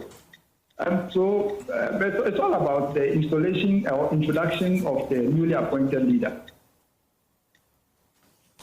So per our constitution, as you know, our founder has passed on, and then there needs to be a replacement in terms of the leadership. And so the constitution gave some powers to the Council of Elders to go through a process and appoint a new leader from among the sons of the founder. So they have gone through the process. They started a month ago. So they have gone through the process, and now they have settled on one person. And then today, they have wanted to introduce the said one person to the General Council. The General Council they represent the members. So today's program was to introduce the newly appointed leader to the General Council, who represent the entire membership of the church. So that was what the incident was all about, as in today's ceremony. Yes. So who fired the shots then? Who fired which shot? We understand that Adwoa Safo Kantanka has been shot. True or not? For that one, I can't tell. And for what I know is that after the introduction of the newly appointed leader to the members, after the ceremony, they heard a very loud bang. And there are two gates, the northern gate and the southern gate. So they heard a loud bang at the southern gate. And then people were surprised. The bang came again, and then we realized that it was a car which was banging at the gate and wanted to enter. So I think there was a stray bang. So she banged, and they got to realize that it was Honorable Adwoa Safo who was in the car. So since she couldn't penetrate the gate through with her car, she went to the northern gate. After that, and then she repeated the same thing. She banged it.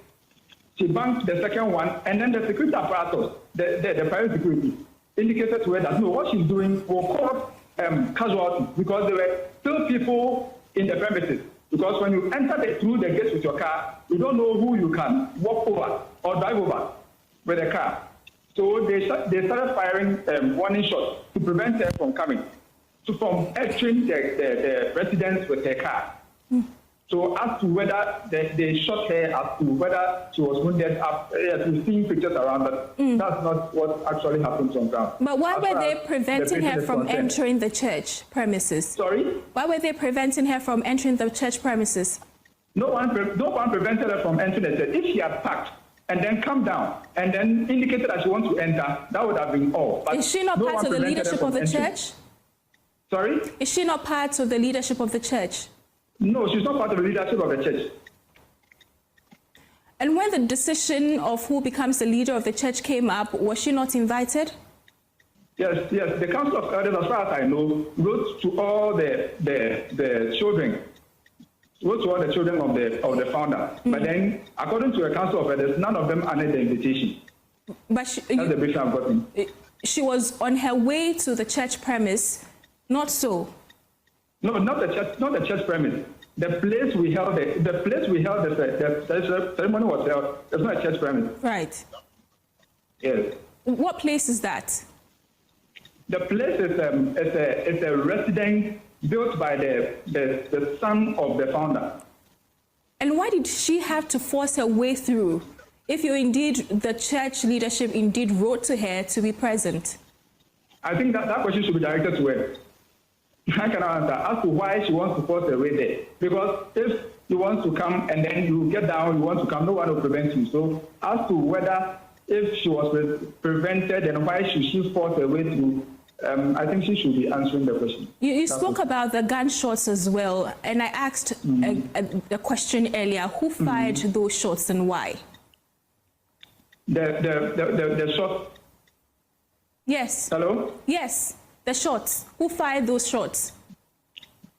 I wasn't on ground, but we had gunshots. According to the briefing I got was that she fired the first shot.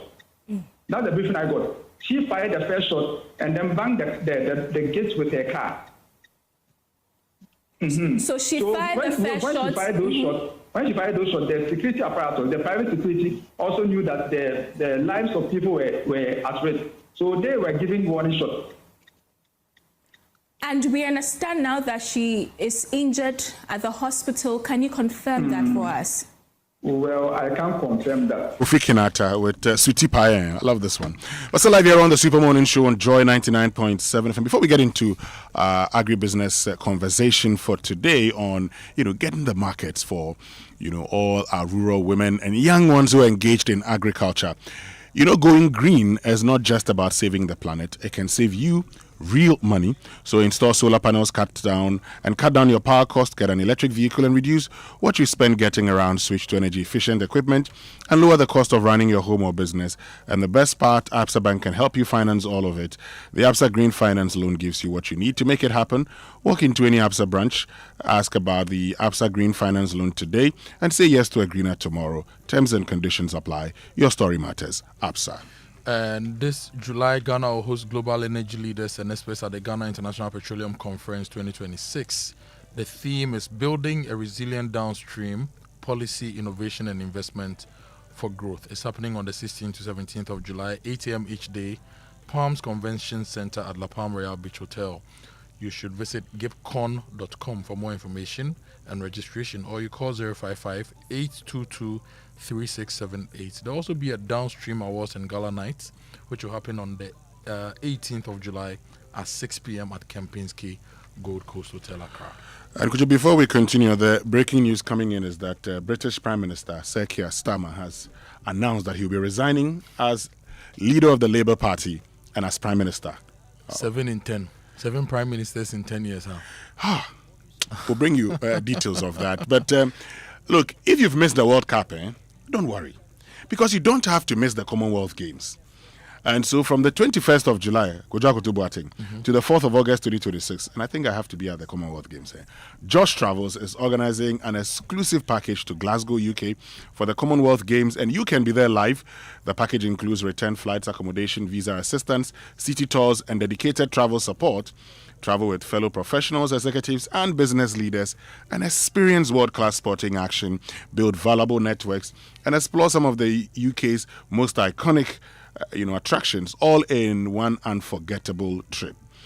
Josh Travels is accredited by the Ghana Olympic Committee for the Commonwealth Games 2026 travels. So call or WhatsApp Josh Travel now on 0596 609 050. That's 0596 609 050 or 0594 049929 to receive the full itinerary, package details, and flexible payment plan.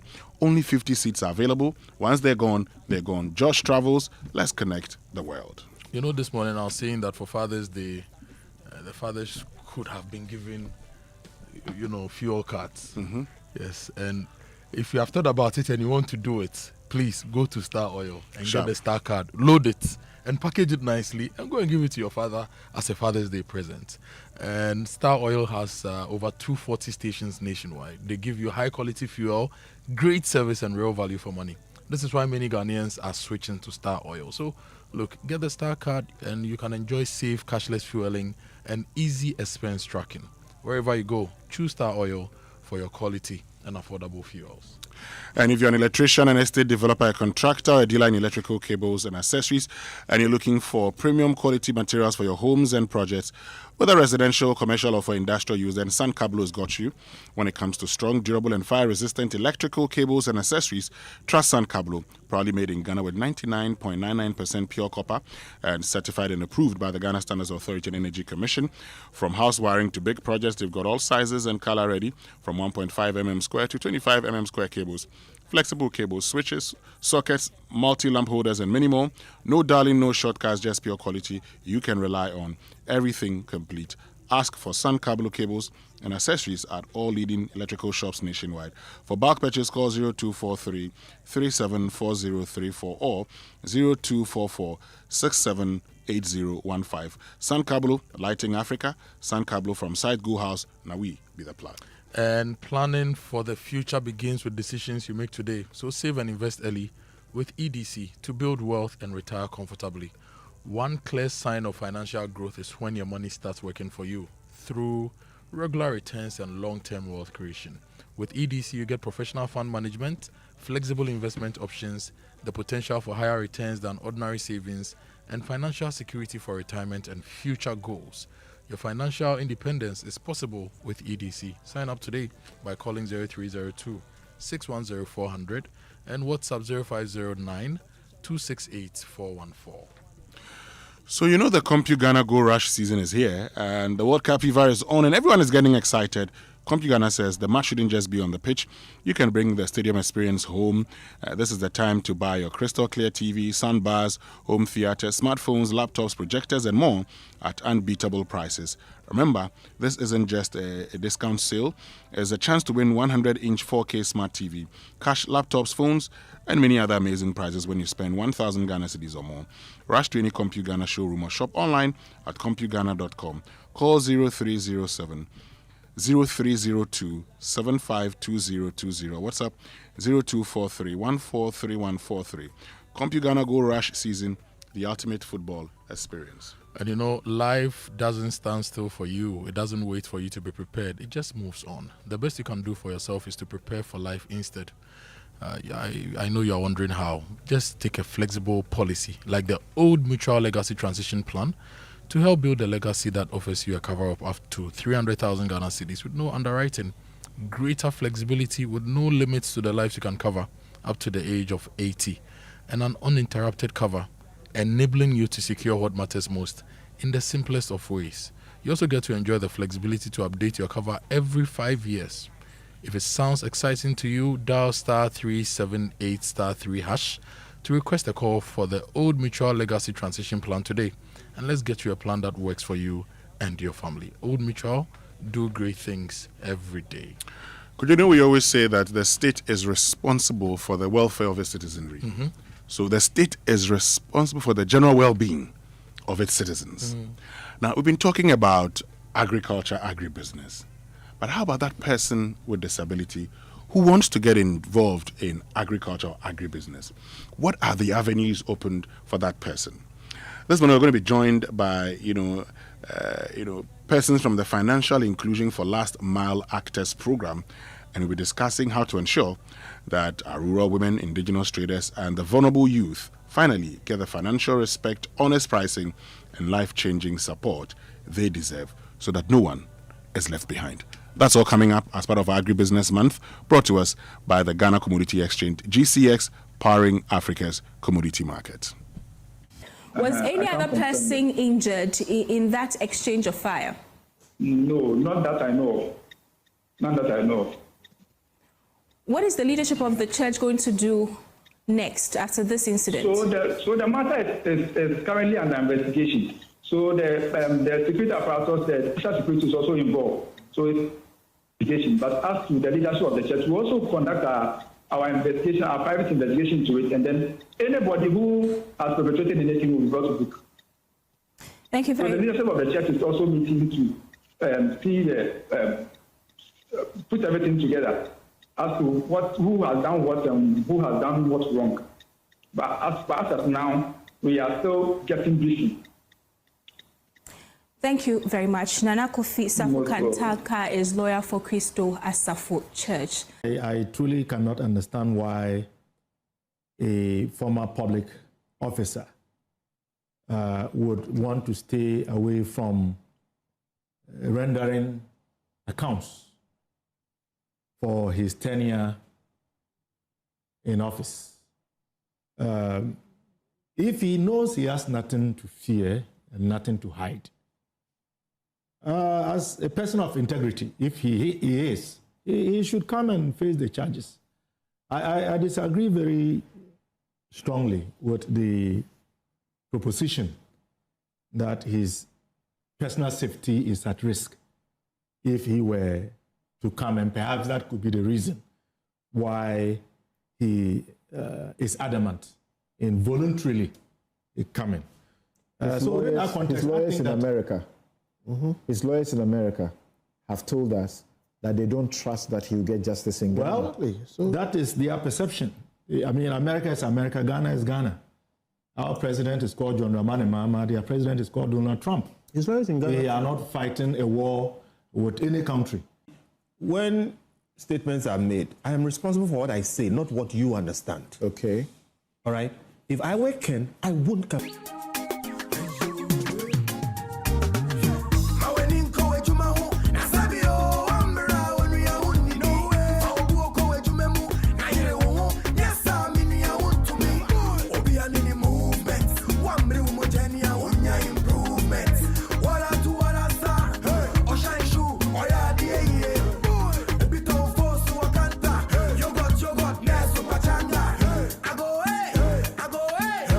Comienza su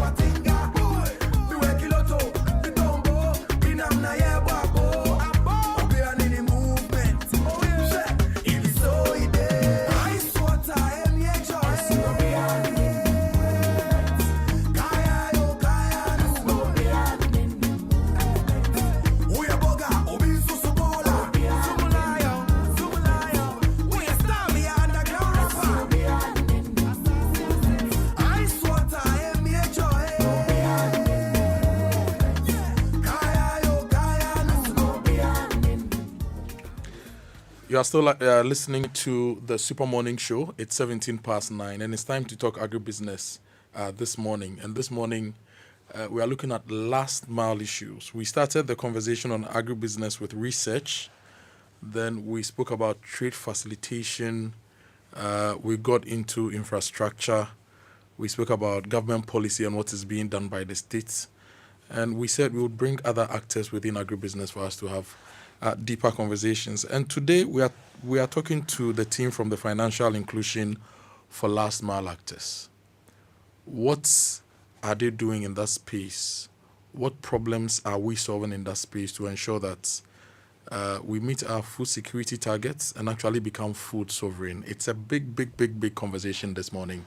And with me in the studio is Siram Ofuriata, Investment Manager, Temple Investment Financial Inclusion Lead for the FILMA program. And Zubairu Salifu is also here, Investment Director, AV Ventures LLC. Now, AV Ventures is the Access to Markets Intervention Lead of the FILMA program. Good morning, lady and gentlemen.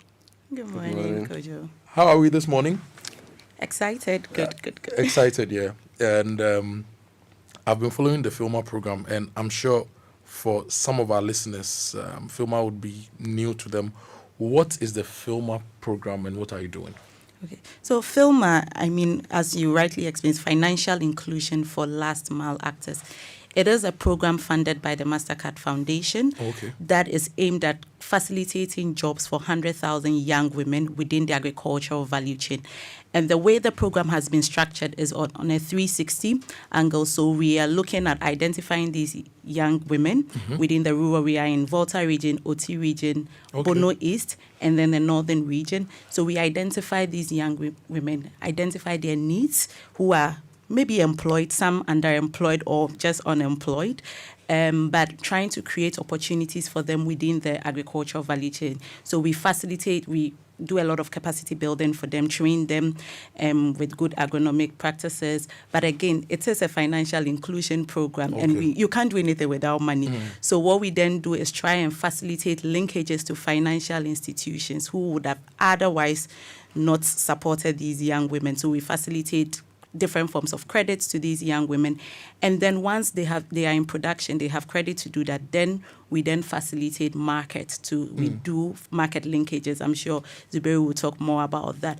And then you realize that we are in an ecosystem. An ecosystem could have several barriers within the ecosystem. So along the line, barriers that these young women encounter, we also have a partner developing the ecosystem. So we have ecosystem development also as one of the intervention areas. So FILMA is the implementation is being led by Temple Investments, but it's supported by Catholic Relief Services. CRS. Yes, CRS, which we all know, AV Ventures LLC, and then St. Ghana. And then also we have a sub-partner called Enterprise Life, who is supporting us with life insurance policies for. So when did this program begin?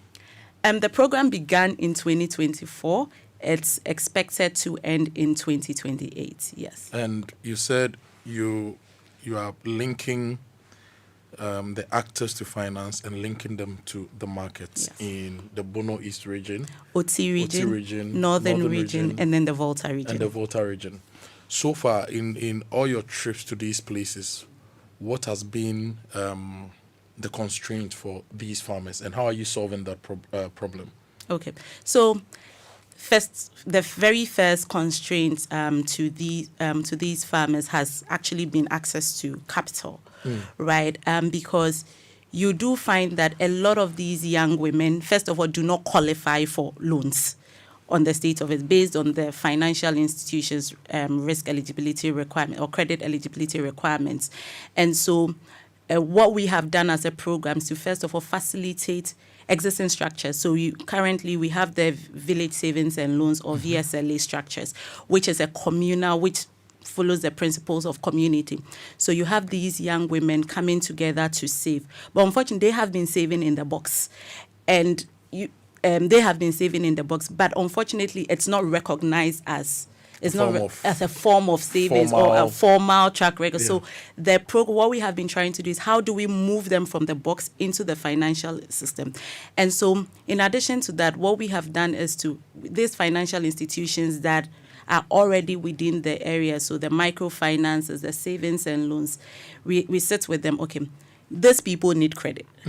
What do you need to give them credit? Yeah. We have facilitated them into groups. We have built their capacity. And so what do you need? Then there's been a few financing structures we have looked at. It's been blended. We've come up with guarantee systems. So just to incentivize the financial institutions to actually lend to them. So access to credit has been an issue we've been trying to mitigate. We've been trying to solve, and I think we have been able to unlock a lot of some private sector financing to these last mile actors.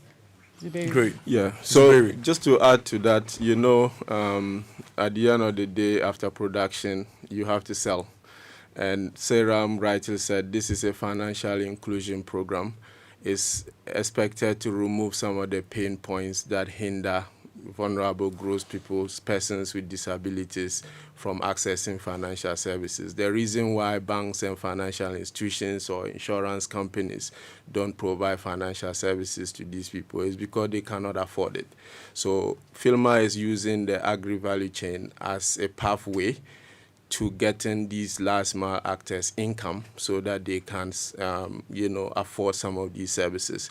So one of the things we've done as part of the program in terms of the facilitating access to market is this NEMAC concept we are coming up with. And NEMAC is the acronym for National Inclusive and Indigenous Market Actors Convention.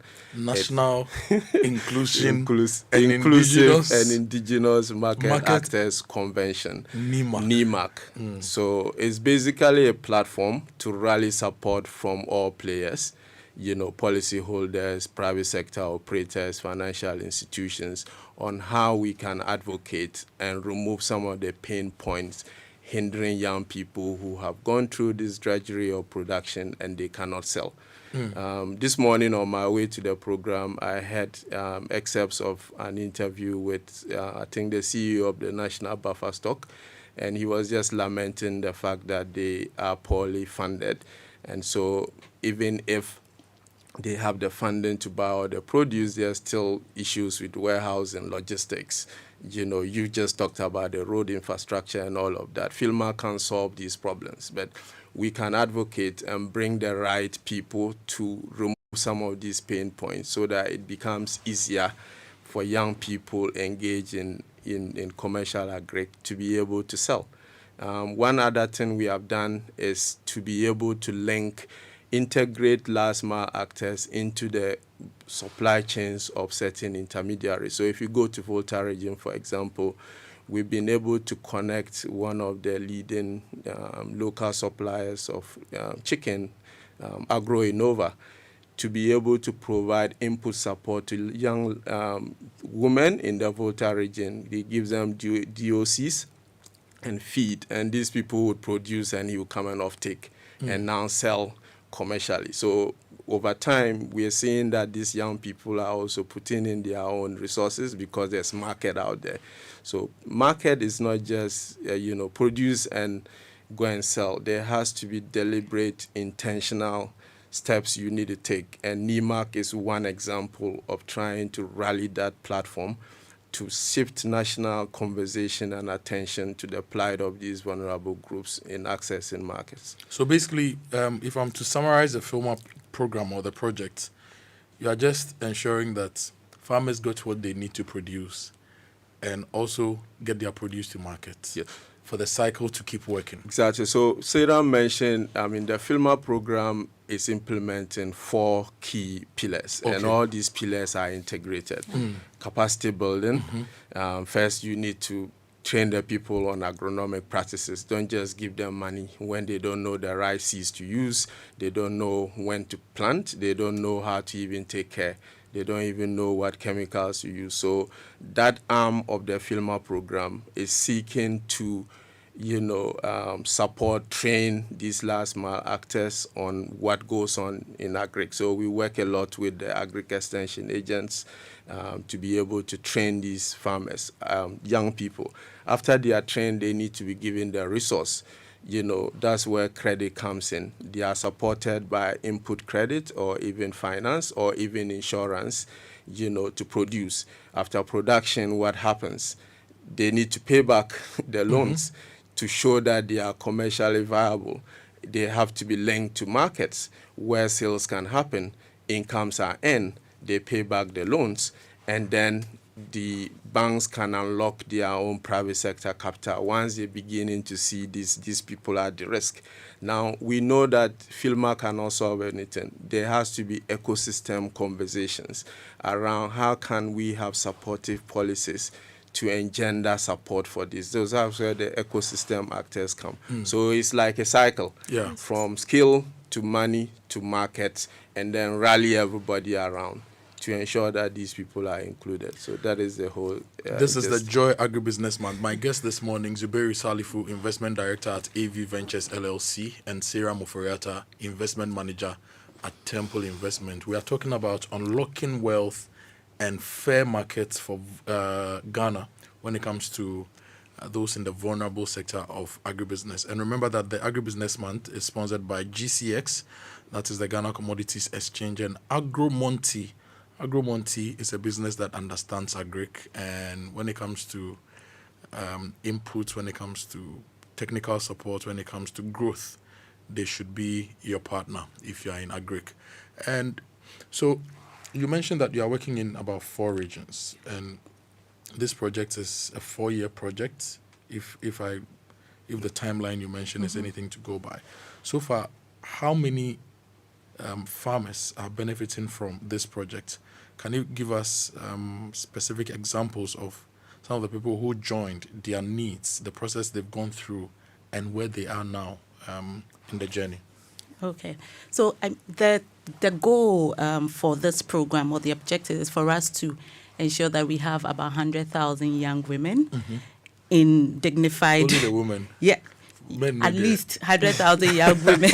No, well, young people within the achieving dignified and fulfilling lives. But our target is to do 70% women. Okay. But if we aim for 70%, we may end up falling short. So we would rather aim for 100% young women. And so, yes, to your question, currently we have supported about 57,000, in excess of 57,000 young women who are now placed in jobs, who are now actually earning income.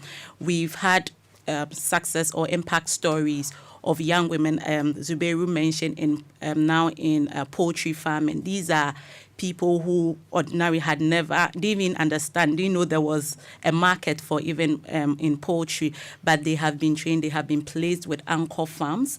They are now poultry farmers, and then they are actually earning income almost every 6 weeks. And they are, as one of the partners we have worked with, which is Agro Innova, is actually off-taking, and so there's consistent income for them.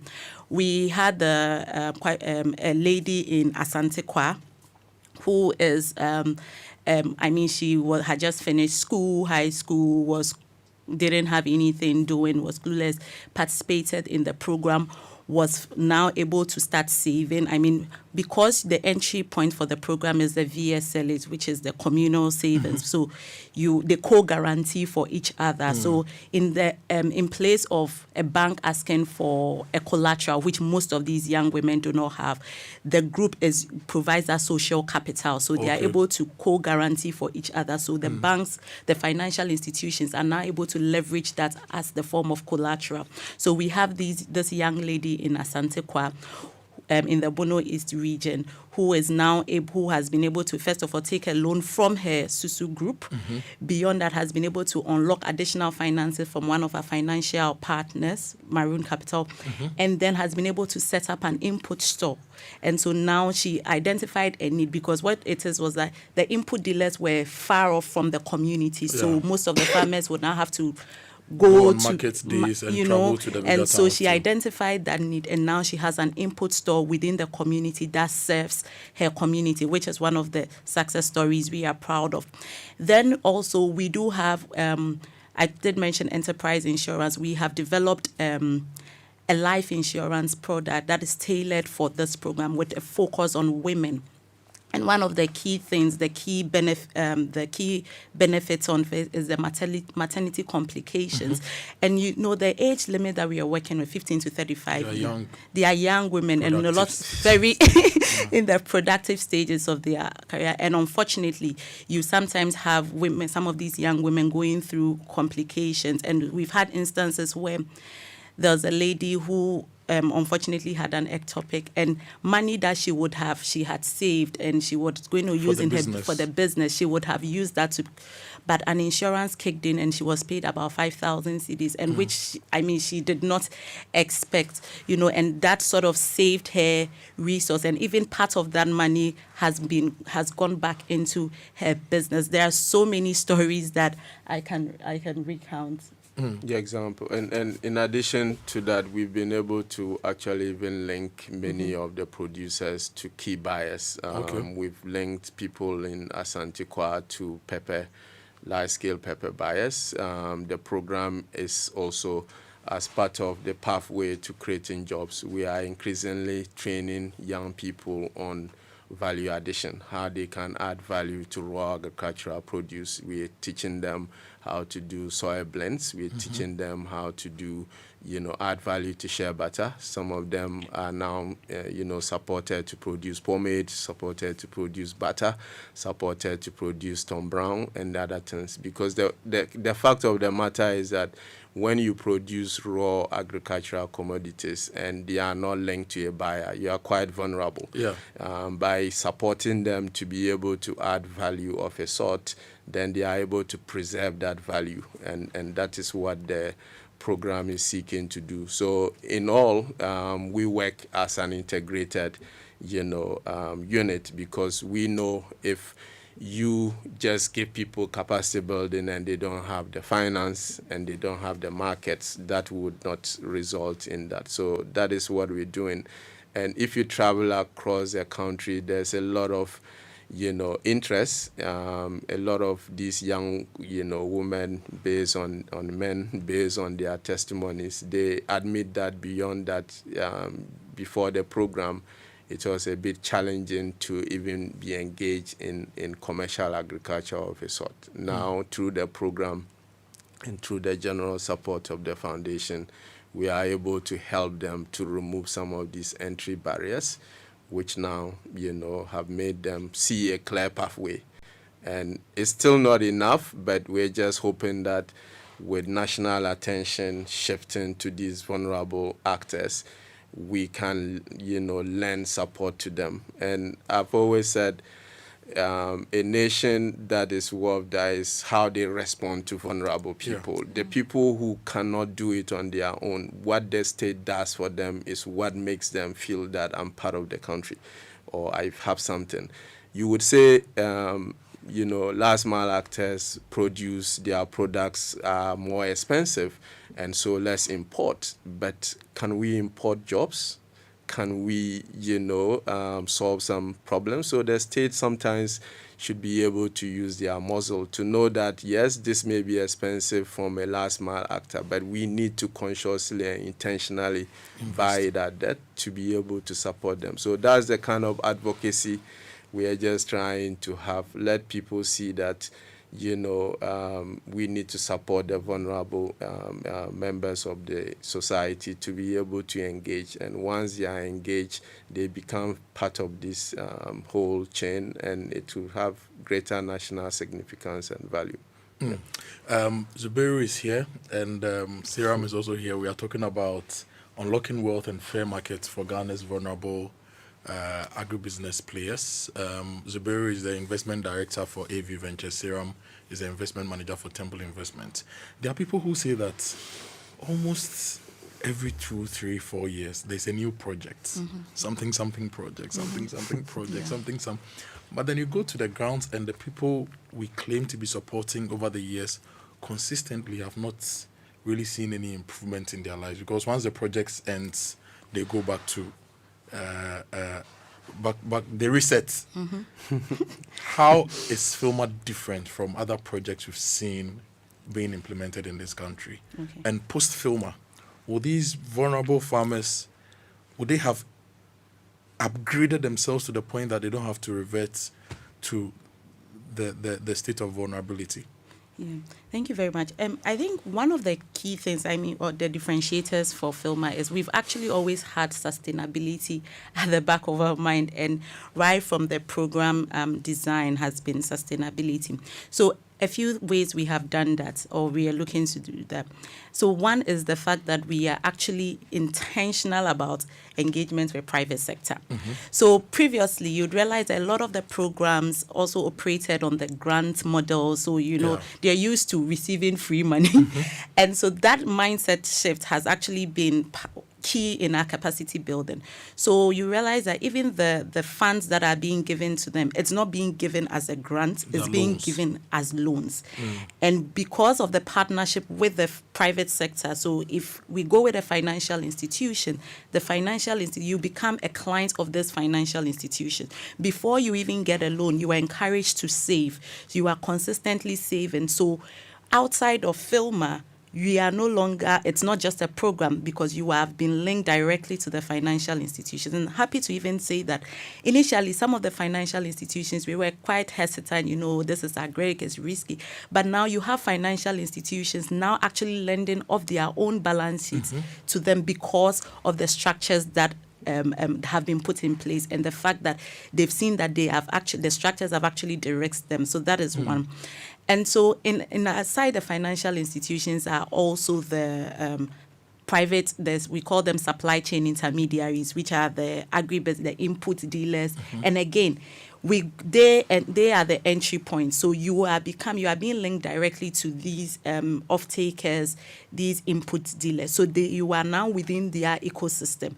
So, and also with these input dealers, we've now seen most of them actually giving them credit of their balance. Input credit of which they recover later. Which they would recover later. Nice. So the terms are clear. And so it's no longer, we have shifted really from the grant, and I believe it's the grant element is what gets us back into default setting or factory setting after the program. But now it's more because of the introduction of private sector, they are linked to it, they are within the ecosystem. Yeah. So people who want to join this program, for example, do you find them and select them, or people apply through a certain process to be part of the FILMA project? Because you said 57,000 beneficiaries so far across the 4 regions. Yes. How do you select your beneficiaries? Yeah, so within the 4 regions, we have selected districts, and one of our partners, which is CRS, Cattle Relief Services, they have the mandate of onboarding these people. So there's usually community entry where they go to the community, go to the chiefs, the assemblymen, and say, look, there's a program that's coming, it's targeting people of this age category. If you are interested, you come and register, or if you are in an existing VSLA group and you fall within the age category, you can come. Then we take their details, their age, and then so we can track their progress. So that's how you get into the program. And since the program started, we have reached in excess of the 57,000 people. Over the 4-year period, the plan is to do more than the 100,000 because, if you go out there, it's very dire. And hopefully if we can get good examples of people whose lives have been impacted, then it becomes an example to draw people. You mentioned sustainability, and sustainability is at the heart of what we do. I just mentioned the example of integrating last mile actors into the value chain of a poultry producer and processor. Beyond the FILMA program, the last mile actors and that private sector entity would continue that engagement, because the problem it has solved for that private sector entity is that now I'm also able to meet my market demand, because I now have young people producing for me. Every 5 weeks, 6 weeks, I get this number of birds I can supply. Input dealers now see that if I give inputs to last mile actors and they are connected to the market, I can recover either through, in kind or even through, purchases from the third party. So, sustainability is a core part of the work we do, and is integrated even in the design of the FILMA program. Sarah mentioned there's a catalytic fund within the FILMA program, which is meant to catalyze private sector financial institutions. So we have what we call matching. So every $1, the FILMA program gives you would match it. So you are able to now reach scale. And we can support with the training, the market linkages, so that if you recover 99.9%, next year you won't do government of Ghana treasury bills. You would do that because it's now profitable. That is one of the mechanisms. How do people contact the FILMA project team? Okay, so you can, as Zubeiru mentioned, the project itself is across the district, but you can also reach out to Temple Investment. Just visit our website, www.templeinvest.com. All information on the program are there. Also, the FILMA website is also there, on social media, on LinkedIn, on Instagram, on YouTube. The FILMA team, you would find information about the FILMA team. Any final words, Sarah, before I go to Zubeiru? Yes, thank you so much. I mean, just to say that, look, when we talk about last mile actors, we are not calling them last mile actors because they are the least people or they're the least important people. It's because they are actually in the hard to reach, and they are the ones actually feeding us, and they are the ones actually feeding us. And so what I want to say is that, especially to the financial institutions, that we are looking forward to working with a lot more of them to also, move from Accra and go to and serve these people in these hard to reach areas, so that we can continue to reduce the imports as a country and then increase our food supply. Zubeiru. Yeah, so just to add to that, I think that there has to be an intentional support for the vulnerable members of our society, those hard-to-reach people who have seen agriculture as a pathway to youth employment. They want to be engaged. I think there has to be national support and, actors all coming together to see how we can all pool resources to support them. We would have further engagements in terms of the strategy, hopefully, in the next few weeks and months, to just rally this national attention and support from private sector actors and other indigenous market actors to be able to facilitate support for these last mile actors. Sarah Muferiata is the investment manager for Temple Investments, financial inclusion lead FILMA program, and Zubeiru Salifu is the investment director, AV Ventures Limited. And AV Ventures LLC is the access to market intervention lead of the FILMA program. I'm on both of your websites, and I'm wrapping up the interview by reading what I see, which I love. So if you go to the AV Ventures website, they tell you that impact investing in Africa, Central Asia, and Latin America, cultivating inclusive growth. Yeah. And then you go to the Temple Investment website, and at Temple, we are defined not just by the deals we close, but by the lasting impact we create. It's been good talking to you, Sarah and Zubeiru. I hope we get the chance to talk when the program closes for us to see the achievements you've made so far. Definitely. Thank you so much for joining us on the Agribusiness Month on Joy. You can visit templeinvest.com for more information, or av-ventures.com as well to see what AV Ventures is doing. Quick break. We'll be right back.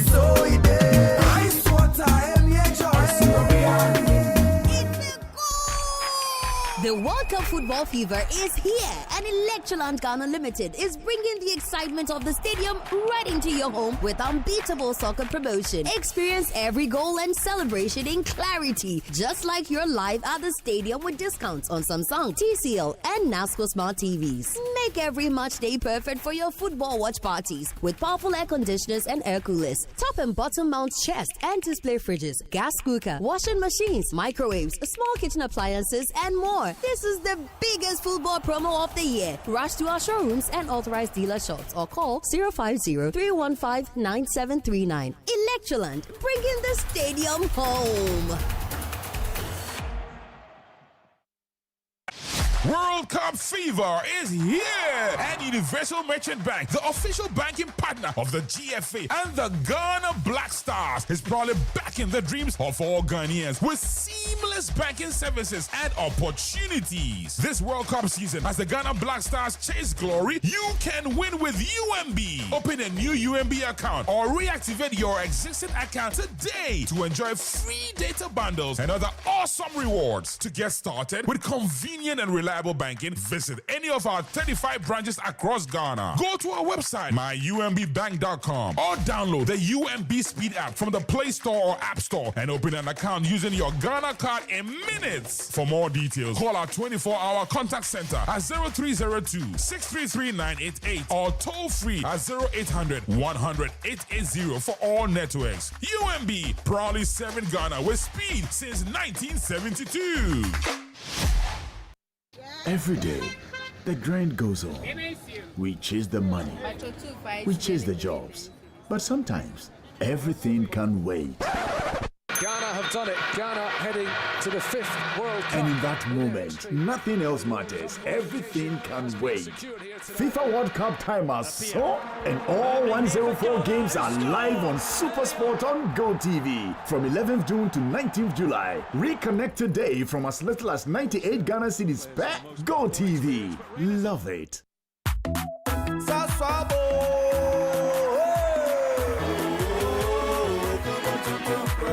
Sasso, sasso, se come tonton preco. Sasso, sasso, se come tonton preco. Edrana drami ne buseshe. Yeah, how can see all in my baby? Minya me pone me sasso spray. Every mosquito starting run away. Come on, tonton preco. Sasso, sasso, mi se come tonton preco. Come on, tonton preco. Sasso, come tonton preco. Nani sham ne die, demo stronko. This advert is FDA approved. Did you know that Ghana currently spends more than 8 billion Ghana cedis annually importing food that can be produced locally? That is why this June, Joy Business and the Super Morning Show, in partnership with the Federation of Associations of Ghanaian Exporters, FAGE, bring you the Joy Agribusiness Month 2026 under the theme, From Soil to Sovereignty, Building Ghana's Agricultural Self-Reliance Through Innovation. Join us on the Joy Super Morning Show, Joy News, and across Joy Business platforms for a month-long national conversation on Ghana's food security and agribusiness future. The final week looks at consumer power and Ghana's roadmap to food sovereignty by 2030. Stay tuned to Joy FM and Joy News. The Joy Agribusiness Month is sponsored by the Ghana Commodity Exchange. Trade, storage, financing, all in one place. That's GCX, powering Africa's commodity markets.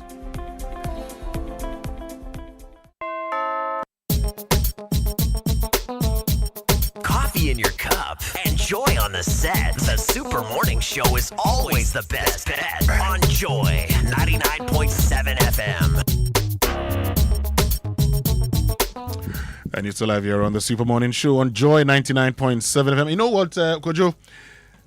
Ghana football fans, the biggest football show on earth is here. And Electroland Ghana is making sure you don't miss a single moment. Okay? Buy any 50-inch or bigger Samsung, TCL, or NASCO Smart TV, and you get a free DSTV decoder plus 1 month free subscription, absolutely free. Yes, free decoder, free subscription, and a FIFA World Cup live in stunning picture quality right in your living room. And that's not all. Enjoy fantastic discounts and a free Zappa decoder to complete your home entertainment package. So whether you're backing the Black Stars, Brazil, Argentina, England, or your favorite team, make sure you're match day ready. Hurry to any Electroland showroom nationwide or your nearest authorized dealer today. Promo is valid while stock lasts. T's and C's apply. Call 0503-159739 for details. Obviously, Electroland Ghana, bringing the World Cup home. And Kingdom Books is still running the Kingdom Books yard sales. Shop smart, save big. Get discounts up to 70% at the Kingdom Books office at Osu. Call 050-140-1050 or 0244-311-955. Now, MTN wants you to know that with the MTN at 30 promo, every call, every text, every browse, every Momo transaction, and every connection to home fiber and every activity on the My MTN app earns you points towards amazing rewards, including 9 brand new Toyota Land Cruiser Prados, over 10 million Ghana cedis in cash prizes, and an unforgettable experience just for you. Because every move counts, dial *530# or use My MTN app to participate now, and let's stay connected everywhere you go. MTN at 30, make every move count. T's and C's apply. And the big festival is here. Ghana played the first game, we won. We are going to win the second one. We are going to win the third one. We are going to win the fourth one and possibly get to the finals. If you believe it, say amen. And if you want to enjoy the games and enjoy life, Electroland is giving you something special in the World Cup promo.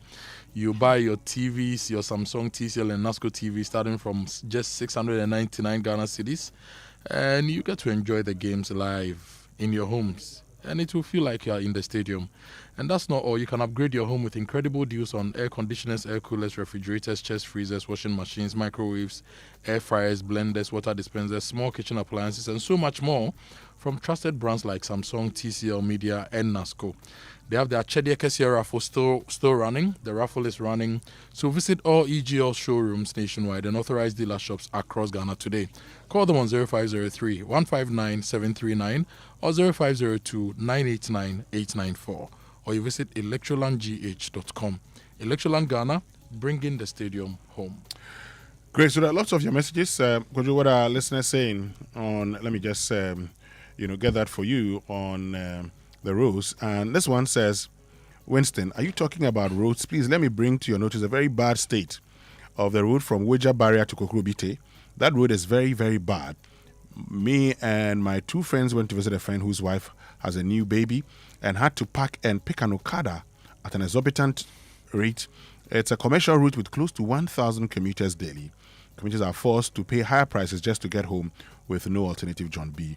And this one says, Joy FM, the drip machines were just political tools for elections. When, as community members, we had sought to fix it ourselves in Dawenya, we found out it cost more to use the government-facilitated machines than getting private operators. We just went for private operators. We're just not serious in Ghana. This one says, Winston, I disagree with some of the comments by the site engineer. This road situation has been there for over a month. They only come on the road when they hear the roads minister is coming for a site visit. And this one says, and please, the Adenta and Kwantanan Assembly should be up and doing on the roads in the area. It's just terrible. That's according to Justice. And this Justice again says, Winston, the outer lanes of the new road linking Boateng and School Junction has just started developing potholes. That road is less than a year old. And this one says, Winston, even at Obojo, we are not spared. At the end of the boundary road, at the roundabout leading to Medina near ICS school, could you talk about that road? The road is terrible because of a huge pothole in the roundabout. Pothole. It is 2 million potholes in that small roundabout, causing lots of traffic. Can the municipal authority see it? It is close to the municipal assembly. Yes. Irabna says, Mr. Amoah, Adenta roads, please. Adenta roads from housing down to commandos, Lotto kiosk, accountancy to New Legon International School, Lakeside are not motorable at all. We need the authorities to come to our aid ASAP. The flooding during the rainy season is terrifying and life-threatening. There was a road that was done to connect Adenta to Lakeside during the election period. Road notice say Charlie, you can't move on it. It was on 2024 elections. Yeah. Claudia here says, from Committee 25, please, is the road engineer talking from East Legon? He has no clue. Come and see how commuters are all frustrated. We're dying slowly. And Efe from Committee 25 says, good morning, Winston and Kojo. The terrible nature of the road, as described by the previous callers, and Kojo at the moment on the Pram Dawenya 25 stretch all the way to the motorway is beyond description.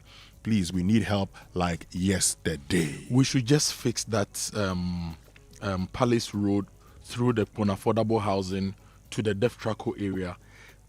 Kofi, look, if you like one of these, let's go and see. We can measure the distance. In fact, you can measure on Google Earth. It won't take us more than 3 days with a grader, a compactor, maybe some aggregates to fill in 1 or 2 places to create an alternative route for people and redistribute the traffic. And on the other side too, from Dawenya to 25, you can do all the inner roads and connect to the back of that. I always forget the estates. I use them all the time too. Def Traco. Def Traco is on the right on your way to Dawenya. But on your way from Dawenya, there's another estate on the right. Very popular estate. I've forgotten about that. They have a back gate that I always use as an alternative. Let's do it. And it's not going to cost us an arm and a leg. Minister of Roads, you need to do these little things. Look at Atomic Runabout. The Atomic Runabout. The same problem at Ogbojo is at Atomic Runabout. So it causes traffic.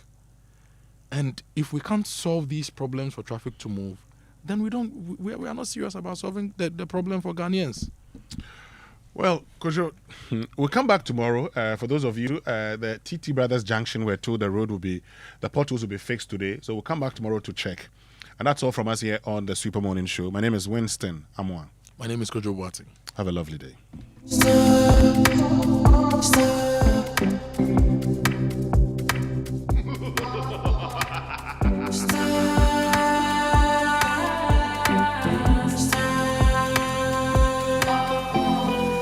November to November, me I don't mind no calendar. Come on, let's ride, I'm a running man. Higher than life, no challenger.